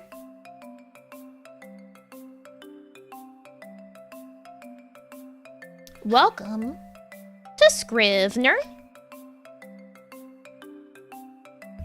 This has different formats that you can pick whenever you create something. So on the left here, it's a little covered up for you guys. This says novel format. So in novel format, it has a manuscript, and you can outline stuff here. You can add new chapters and have a little flashcard essentially for them, or you can view it like this, or just read the whole manuscript in one go like this. And then you have your chapter, and you can plan out different scenes. So you can like really break things up in Scrivener. It's really nice for if you need that sort of organization. You have a character folder, so you can create documents in here to write for all of your characters, keep notes on them, their motivations, all sorts of stuff. You can keep like files in there for them too, like pictures, places. Here you can plot out stuff like for your world. And then this is stuff where actually once you're done, you're able to export from Scrivener directly to like an ebook. So you got all your stuff here for like the different stuff.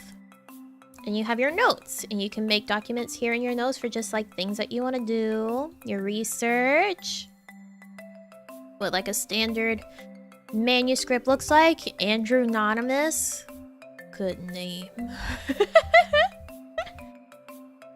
What a paperback novel would look like. Formatted.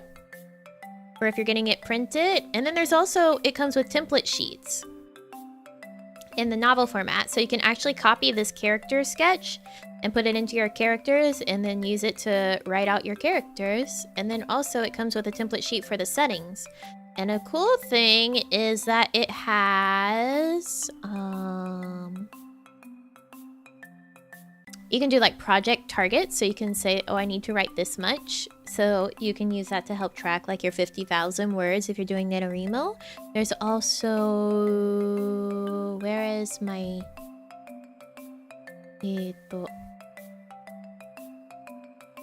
ooh, different, ooh, dark mode, restart, no. There's different themes. So there's like dark mode, gray matter, dark, all sorts of stuff here. There's also... Fuck, where is it?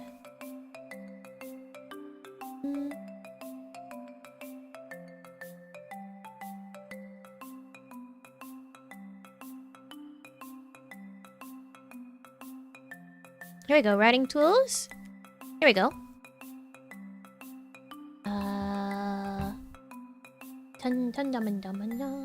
Let me change this for a second so you can see what this has.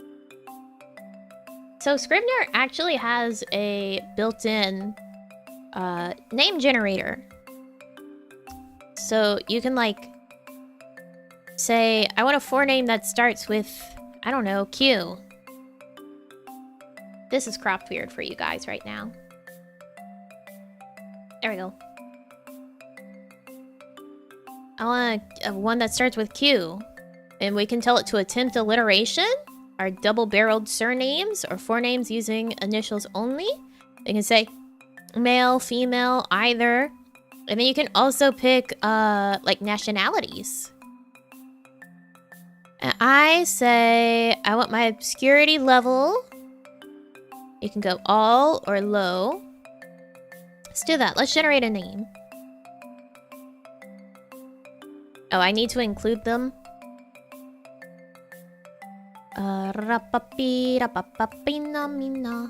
All. I wish there was a way to say all. Because now I have to go through this. But you can also get list. And add new list onto your name generator. So it's really, really nice and it has a bunch of tools just like in here. I really like Scrivener. There's a reason I've bought it multiple times.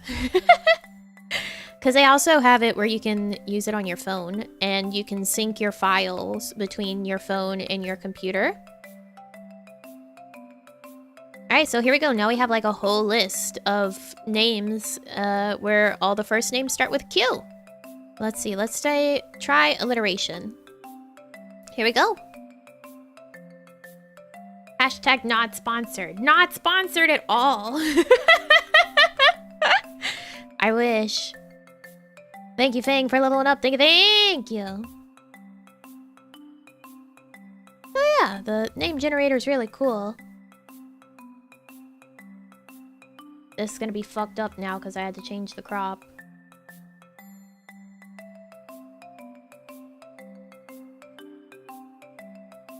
That's close enough. There's also dialogue focus as a tool. I don't know what that does, but that's in the writing tools. And a character map that's in the writing tools. Or if you need to use a special character. As in text character. Yeah, you like Quinn Quinn? Pretty good name. And then there's tools here for text tidying. Delete struck through text, update document links to use target titles, replace multiple spaces with single spaces, remove empty lines between paragraphs, and strip leading tabs. So there's all sorts of like handy dandy stuff in here. And let's see, let's do a look at a new project. First talent to get a sponsorship, more likely than we think. So here's all the different formats that they actually have templates for. They have BBC radio scene style, BBC tape drama, comic script, documentary script, essay, Chicago style, general nonfiction, but this says LATEX.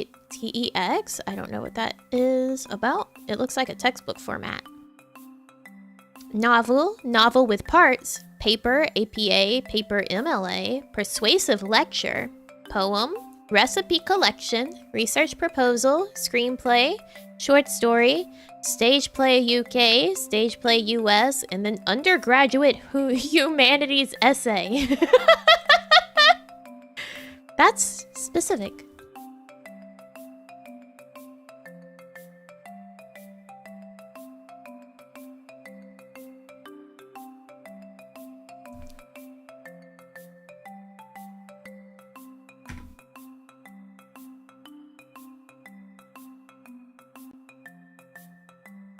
Let me show you guys what the stage play one looks like. And they all have a page here that tells you how to use the template. So ta-da! Note on fonts. Sample document, final note. So see? And then here we have script, act, scene. There's that. And you have like your front matter, your title page, your characters for your character description, setting. And then again, you have your characters here for your documents and settings here. And then here's like what a sample script would look like using this. Look, KB. And then there's templates for like new scene, new act.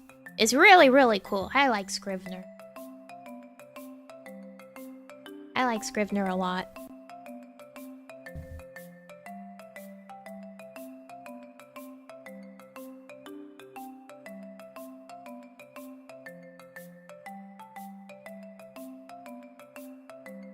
See here, you can see I copied our stuff that we had been generating because I think I liked this one. This was interesting. Some of it could use some changing, but it's pretty cool. Yeah, there's a lot of info there. I guess that's why this was more of a writer's workshop than like actually writing. Actually writing anything.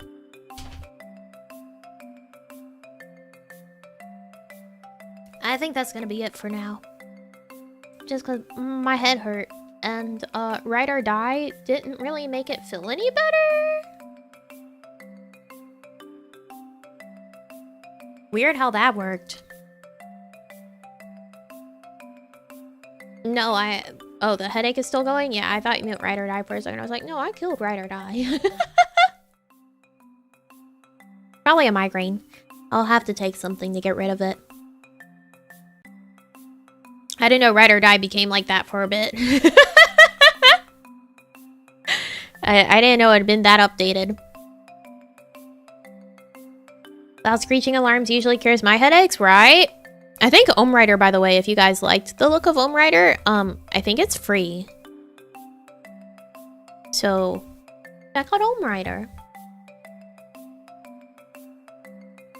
Check out Ohm Rider. If you liked it. Check out all of the resources that we looked at today, if you liked them. Live your life. Rider migraine, that's me. Gonna go take a migraine medicine. Let me ship you guys to Sava. Because she's live and that's my option. I have the singular Sava option. Alright. Well, thank you for coming by. Please have a wonderful rest of your day or night, wherever you are.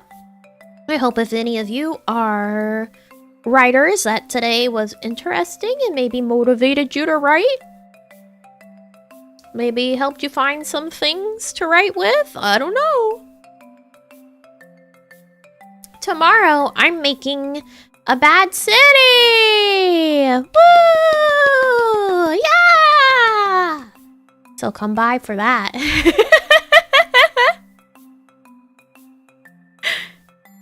Come by for that. Until then, I love you all so much. I'll see you next time. Bye. Bye.